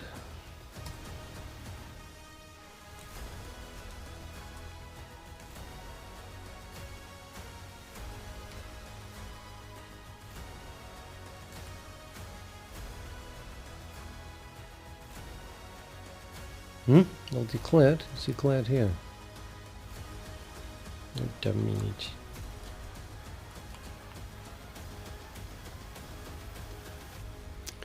Oh, like that. Yeah.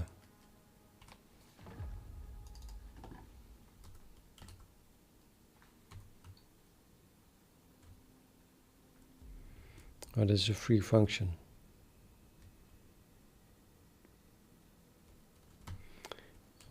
Probably not going to need that anymore, but well, let's move all of this to somewhere at the top.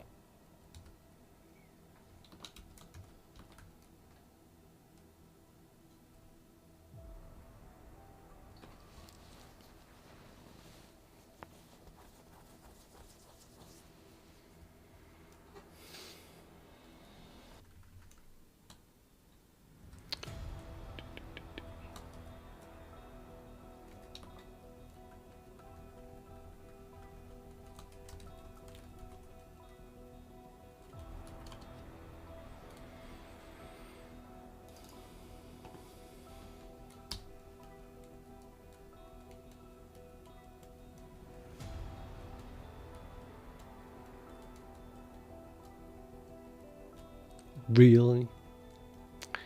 Must be moved below element pair. Not above group. Element pair is defined here, which hopefully has nothing to do with groups. No, it doesn't. Okay, we'll just move this.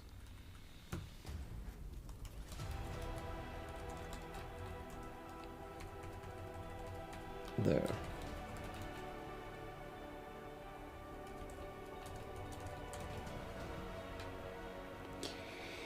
Now let's see if this is correct. ABEM has a score -2 plus infinity times 2. Clearly 2 of them are infinity and the other ones are -1. ABEM. Wait, that's not true. We're talking about pairs. So I have the pair AB. AB is -1. And then we have the pair AE. That's plus infinity. So -1 plus infinity. And then AM. -1. So now we have -2 plus infinity. En dan BE.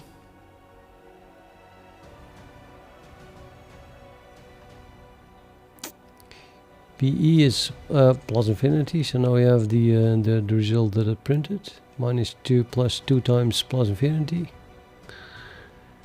And then we have BM. That's again minus 1. And we have EM. EM is plus 1, so that drops out.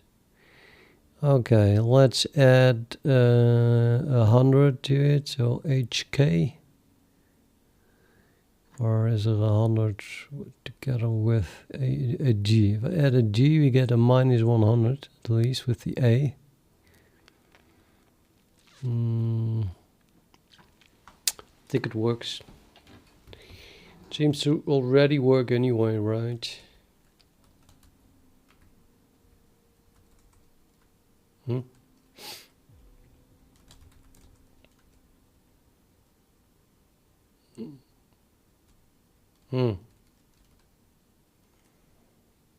I used OR. Okay, where did I define the thing? At the bottom? Of course at the bottom. There it is. Let's add a G.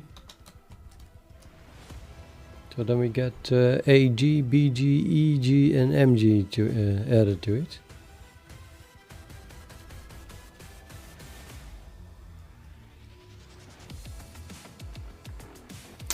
Which then apparently results in minus 7 plus 3 times plus infinity. I'm not even going to check it, I think. So a lot of minus 1s. Okay, I'm checking it. EG, that's the third plus infinity. Sorry, EG, that's a minus 100. And then BG, where is the BG? Is a plus 100, so it drops out. Now we have EG is minus 5, so MG should be plus 5. Okay. Oh, there's no MG, so it's more like GM. GM is plus infinity. Dang.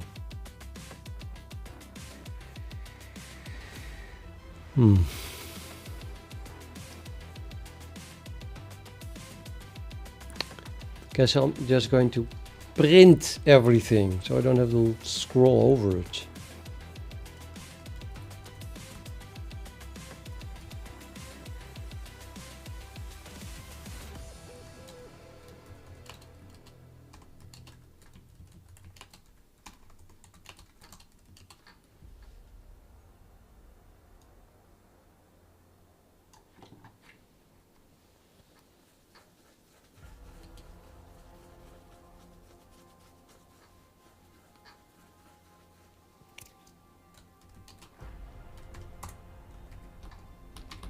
And of course you want to see the pair. We only have the bit, but there's a bit index. Let me see this, if I can get this back. Is it not element index? Element index. Bit either one.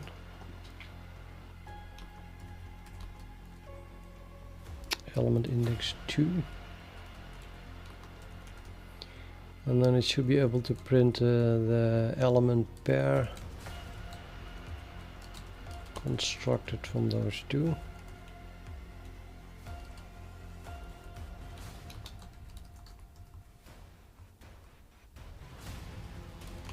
Or not. Conversion from bit set to non. Oh, it's still a bit set. To non-scalar type bit set index.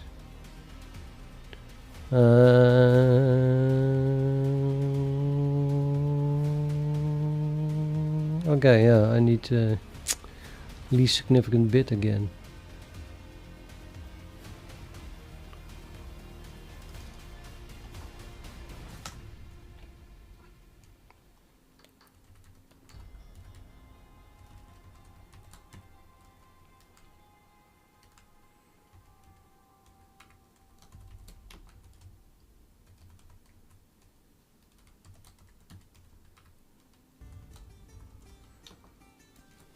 Let's see if this works.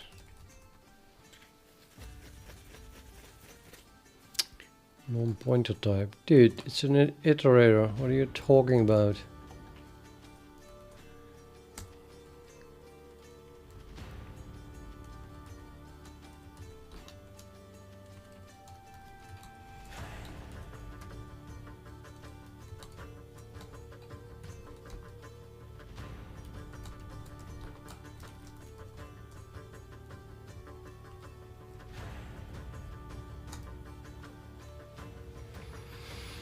Now we are talking.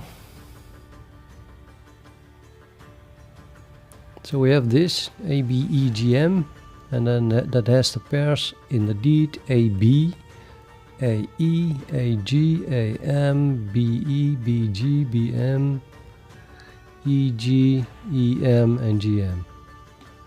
And those have the scores of blip, and therefore we end up with 3 times plus infinity and 100 and minus 100 drop against each other out. Oh, it's just simply the minus 5 that adds up to the minus 7. Yeah, okay.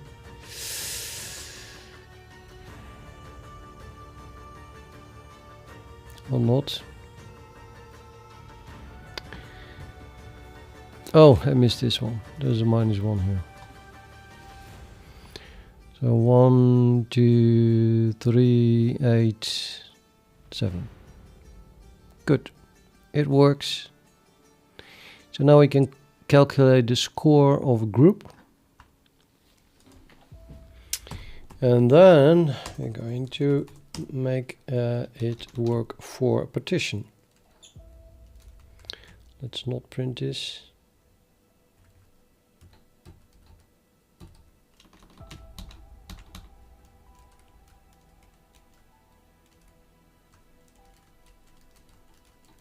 Yep.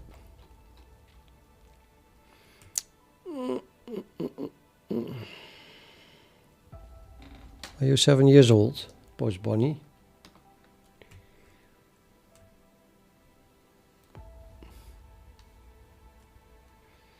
We need a score. We need a score right here. Let's make a new score function for partition. Print on. No, the group is alone. Add it to the bottom. I don't know.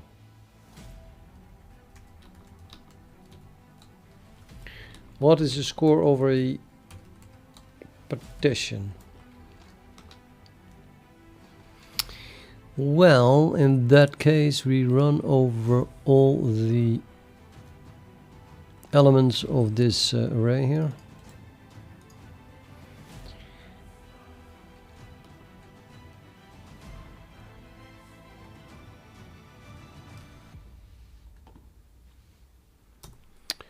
Kind of like we do that here.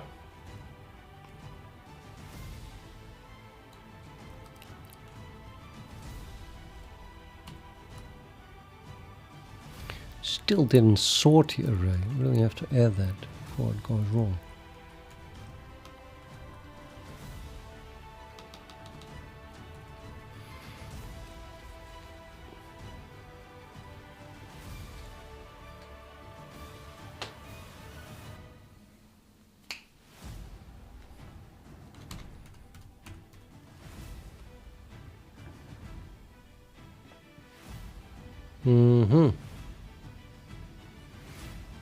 Well, that is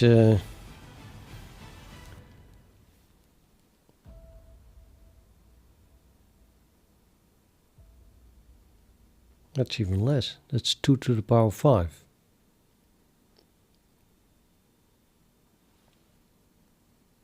Well, then again, 2 to the power 7 would have been pretty damn old. I'm rambling.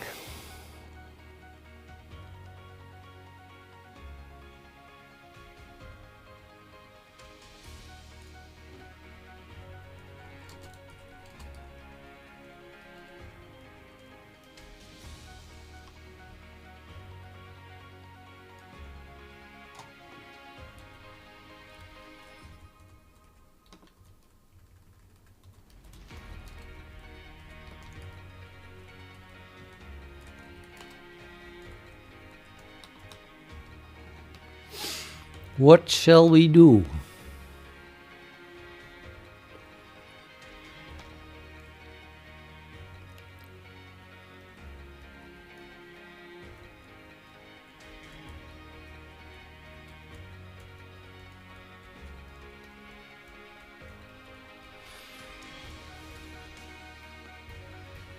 I think we already had partitions here. Yeah, there's a partition. So now I can write here the partition and then the score of the partition. Ta-da!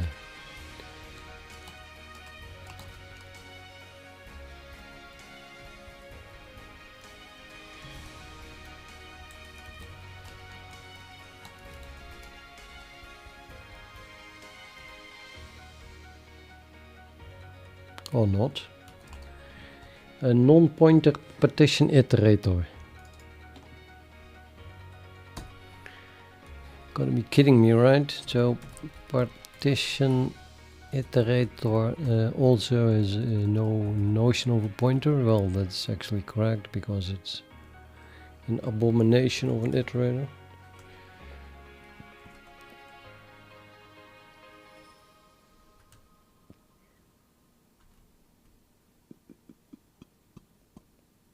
Okay, whatever. So basically it's the same thing.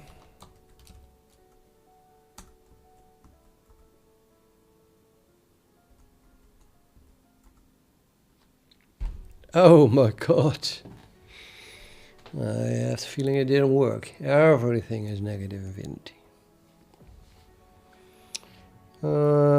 Actually it did work. Of course it did work. This group is just negative infinity because it's way too big. The group's way too big. And in order to make improvements, yeah, that's interesting. How can we make an improvement if everything is negative infinity?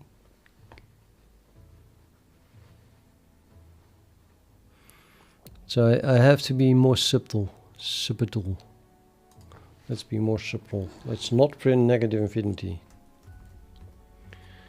Let's print it as if it is a normal thing. You don't like it, but it's still a more or less normal thing. So we're gonna do the same thing as here.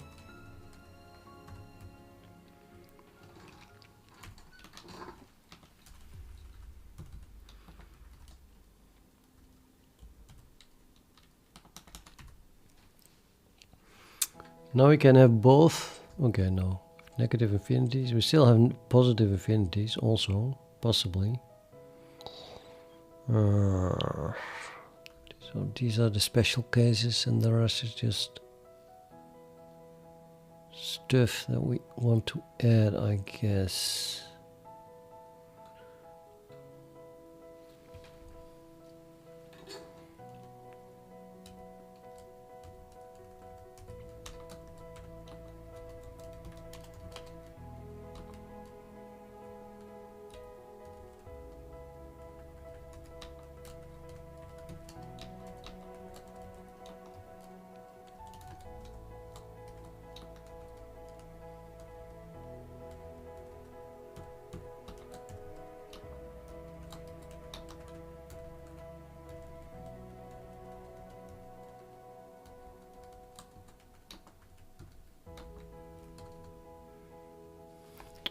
How about this?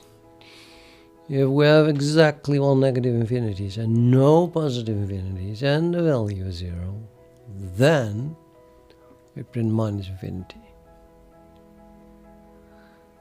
And if we have exactly one positive infinity, yeah, that's not working.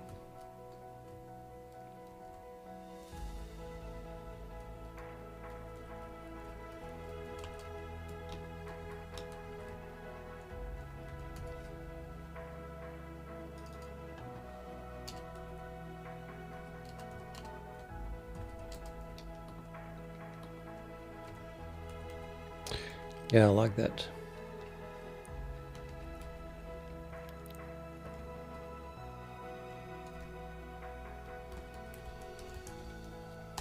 Plus there was another bug here, a horrible bug.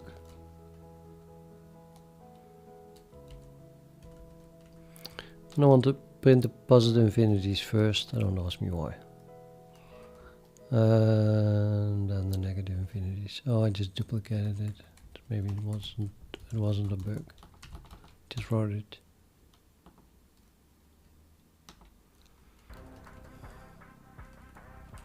Yeah, the music is spot on, isn't it? Okay, we have this, and we are going for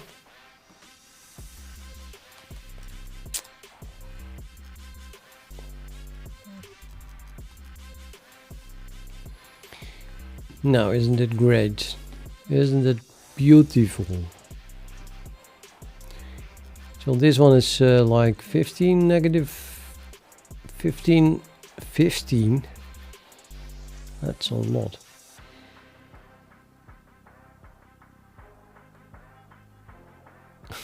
Wow. Okay, it happens. It happens.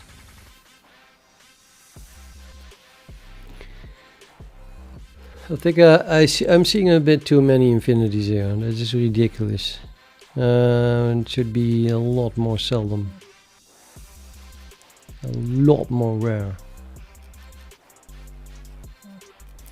But yeah, we would make the best progress is this one. Taking I out of it. In that case we have 13 minus infinities left and still 15 plus infinities. But yeah, so if for this one's even better. Also 13 minus infinities and 16 plus infinities. So we look at the minus infinities first, and there's only two 13s. And then the 16 is better than the 13. Sorry, 16 is better than the 15. So this is the best one, and there are not two with 16, 13, so we totally ignore their real value.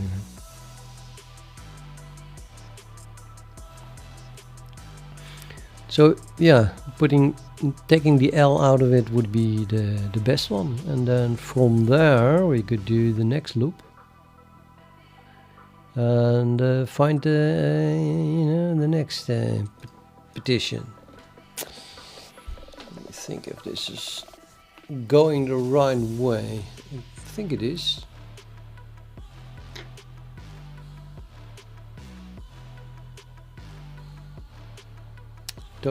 Totally has to go the right way.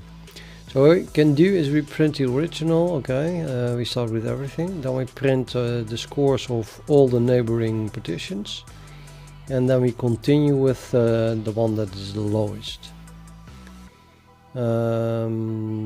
This is not required anymore to print. Well, I could print this list so that I have all the scores. But this is definitely not required anymore. And well, the rest I could still print. Yeah, why not? But I need less infinities.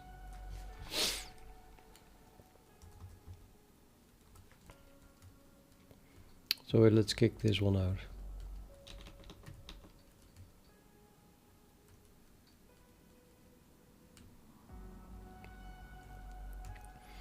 How do we get less infinities? Well, we get less infinities by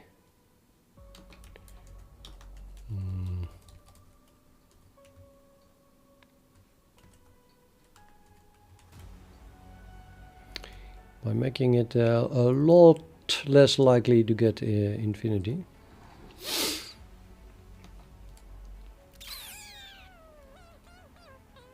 How shall we do this? Negative infinity, positive infinity, make it less likely.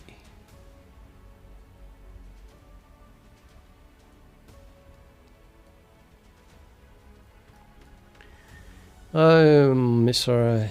Hayratin, yeah, we have many new. Oh my God, are they now using symbols, so you cannot filter on it anymore? This doesn't really look like a normal string. Wait, let me try this.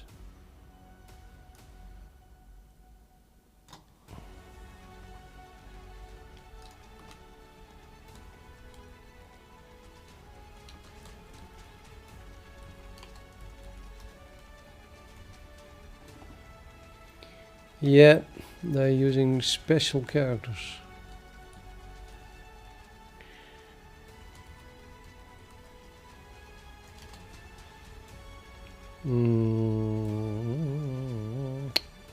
Hex dump minus C troop. These are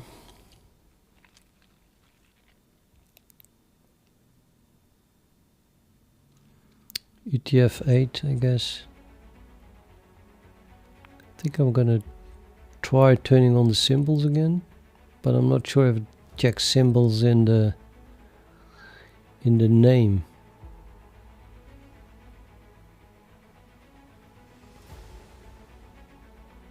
It would be easy if I wrote a bot, then we just change the source code, but clearly let's try to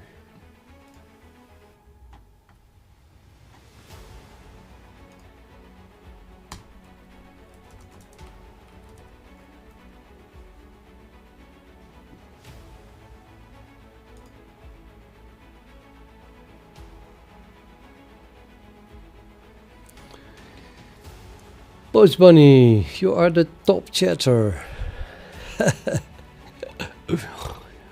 Well, well, well, who would have thought that? Spam protection.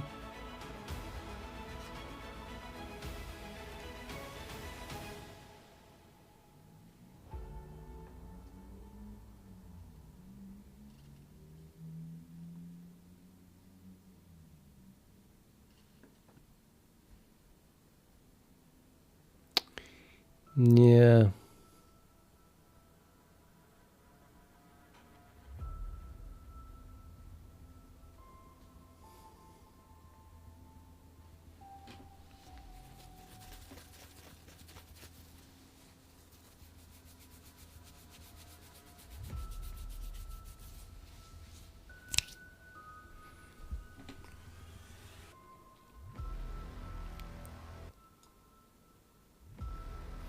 You can add a regular expression apparently, but I'm not sure if we'll be able to filter the UTF-8 stuff.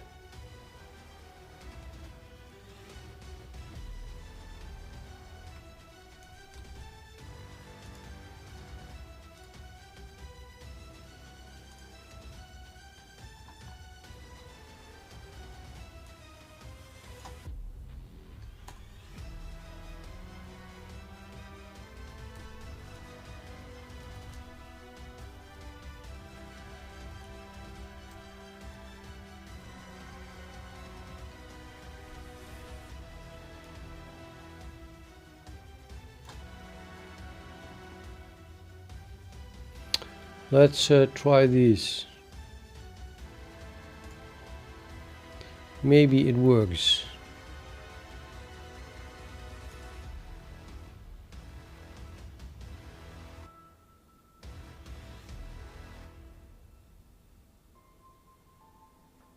You know how old I am, right? I mean, I have absolutely no problems with your age, but I'm just wondering.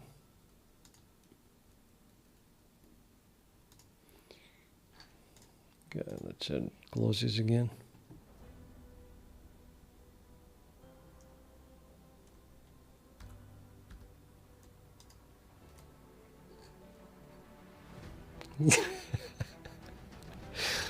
Okay, I won't.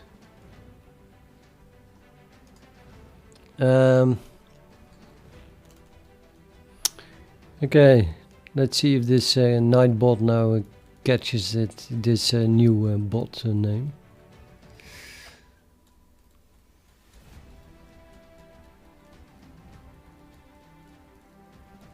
Yeah, don't worry about that.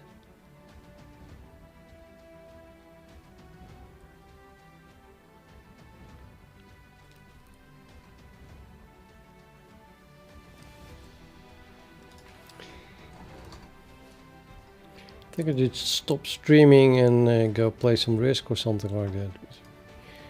Been going at it all day again. If I continue longer, then I'm gonna go to bed very CQ too late again.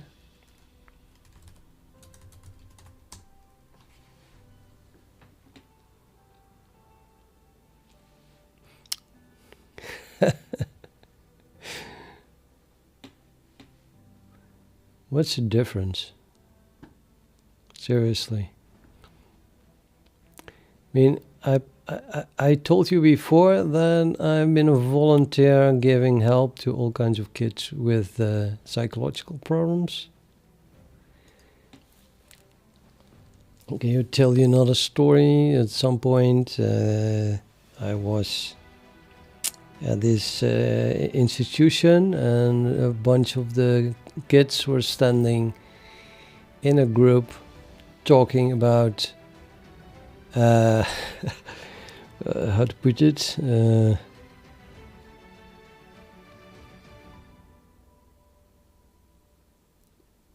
yeah, from which age on you would be able to have sex, basically. I think that's what it was about. And I was just walking closer, and I was standing there. And so one said, Carlo is standing here, listening. And then the other said, yeah, but that's Carlo. He's one of us. So, in a way, they were totally right, of course. That's how I'm good with youth. So they didn't feel bothered by me at all. But then they asked me, what my opinion was about sex with minors. From their point of view, of course. And I said, why are you worrying about that? Sex is just good. You should have as much of it as possible. Really, people make big problems where they don't exist. Well, the only but is that, okay, if you are older, the older person of a pair, and your younger partner is a minor, then maybe you can think, let's not do this because I get thrown into jail, of course. But otherwise, I don't see the problem, really. As long as both agree, of course. It must be a mutual decision to do stuff.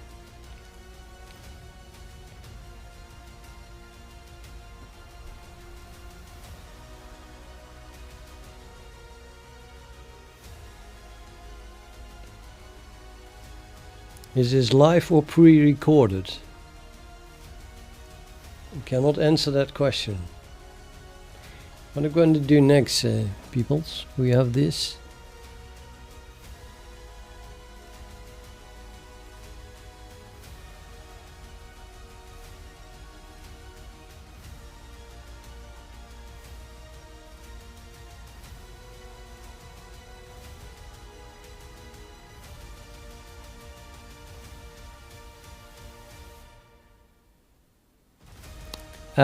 Boys Bunny, I'm glad you say that, because that's a really good way to formulate it. Now, keep in mind that these were minors talking, mostly.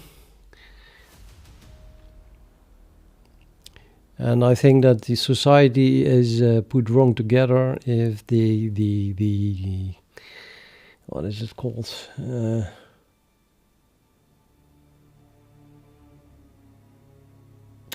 I cannot think of words too often.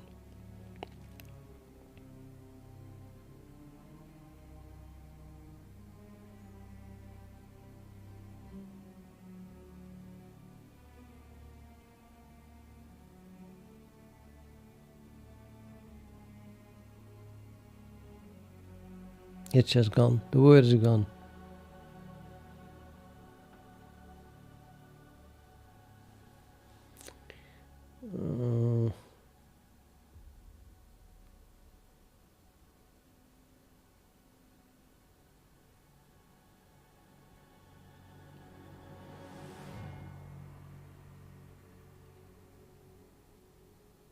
I mean, I don't know the word, but it's let's say, go completely emotionally crazy because a rule is broken without looking at the reason why the rule was there in the first place.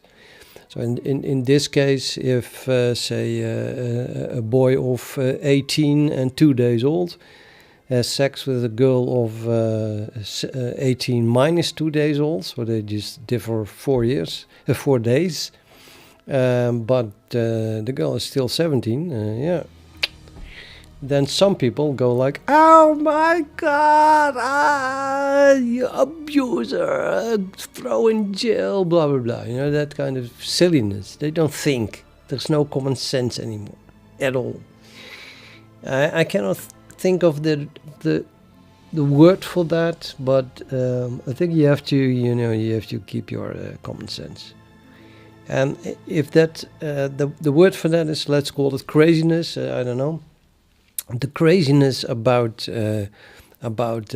minors and sex, and that is an absolutely impossibility until they're 18. Then it's okay. You can be the hooker if you want to.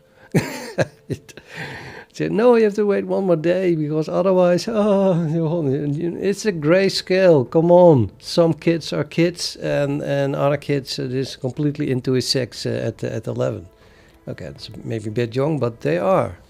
There's enough, especially, yeah, well, there's nothing black and white, really. Now, the problem that I had at that moment is that minors were worried about at which age they could have sex. And one of them said, no, you can absolutely have no sex until you are 18. That were a bunch of minors talking. I mean, don't worry about it. Just do what your heart tells you.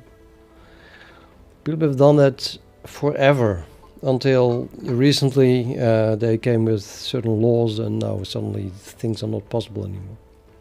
These are the same kids that were in a WhatsApp group with almost only 12 or 13-year-old. In this case, in the case of the WhatsApp group, and they were posting hardcore porno that even made me sick, really, and up till snuff, if you ask me.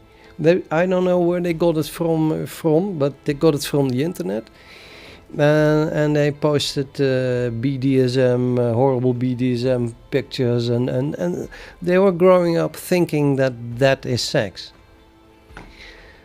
Oh, really, that's bad. That is really bad.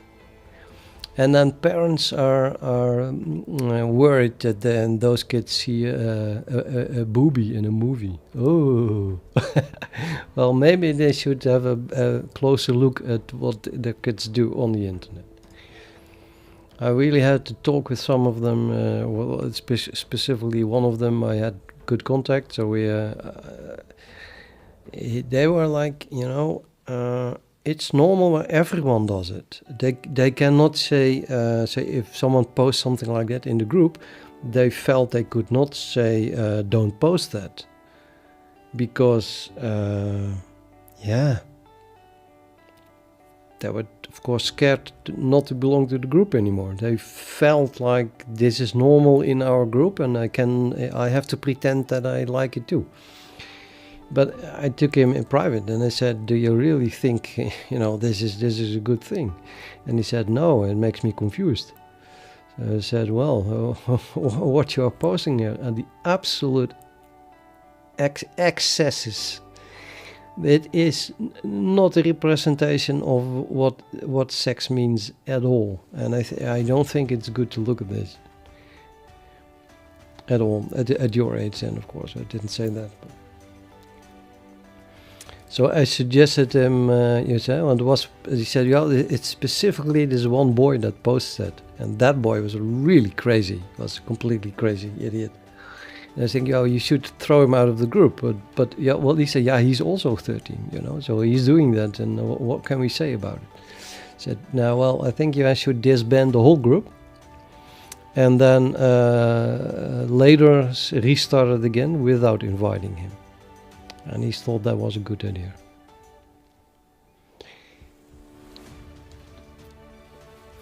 But I left that group. They had invited me, God knows why, but just, you know, because I was one of them, being in quotes, but no. With that kind of thing going on, I either had to become the adult and say they couldn't do that, and then I would not be one of them anymore, or I had to leave, so I just left. But I told him to disband the group and make a new one without this idiot that posted all this shit.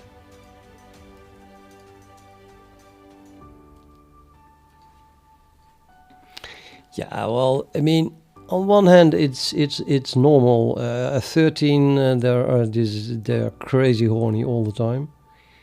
It's a kind of the age that it starts, that it is already pretty damn serious. And pictures is pictures.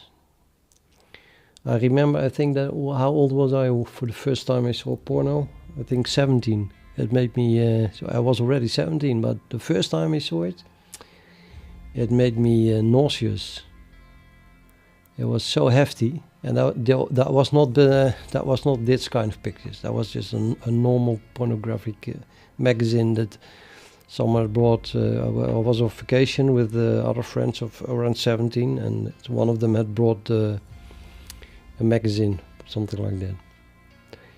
So we just, and so went through it page by page. Of course, when I was alone and I was looking through it, and it was like way too much for me.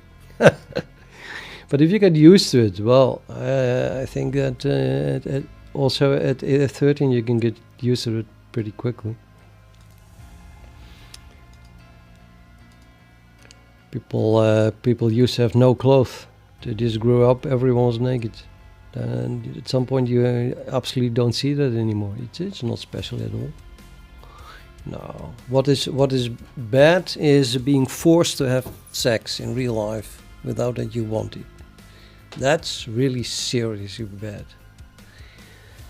Otherwise, it would not make much problems about it. What people do while having fun.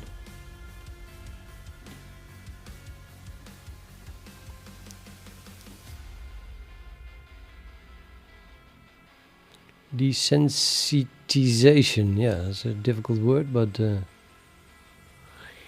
yeah, that's another reason not to be, I think, confronted with too much porn at a young age. It definitely will desensitize you, and then when they get older and they get into the real thing, then probably, you know, the normal sex is not enough anymore. You would just keep searching for something stronger and more ridiculous. So it's better to just grow into it in a natural way and not get confronted with pornographic material.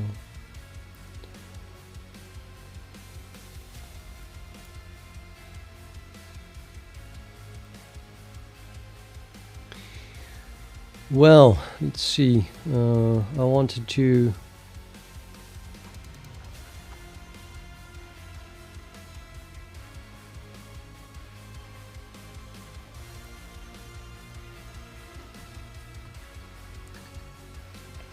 now I think I'm just going to stop for today. This is it's not finished, but I want to do other things. And I'll continue with this tomorrow, and I'll probably finally get somewhere, like really work with the scores of whole partitions, and then we can start to work on the algorithm to find the best partition. I'm 58. Not even twice your age, so no problem.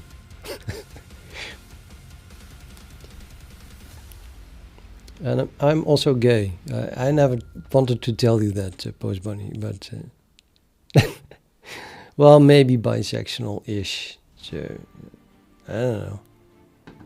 You might have a chance, but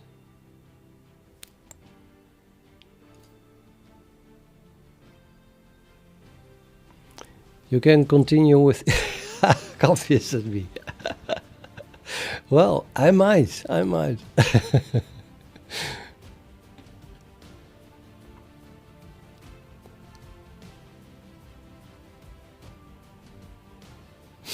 Right. Hey, I'm going off stream. I'll see you tomorrow, okay? Good night in advance.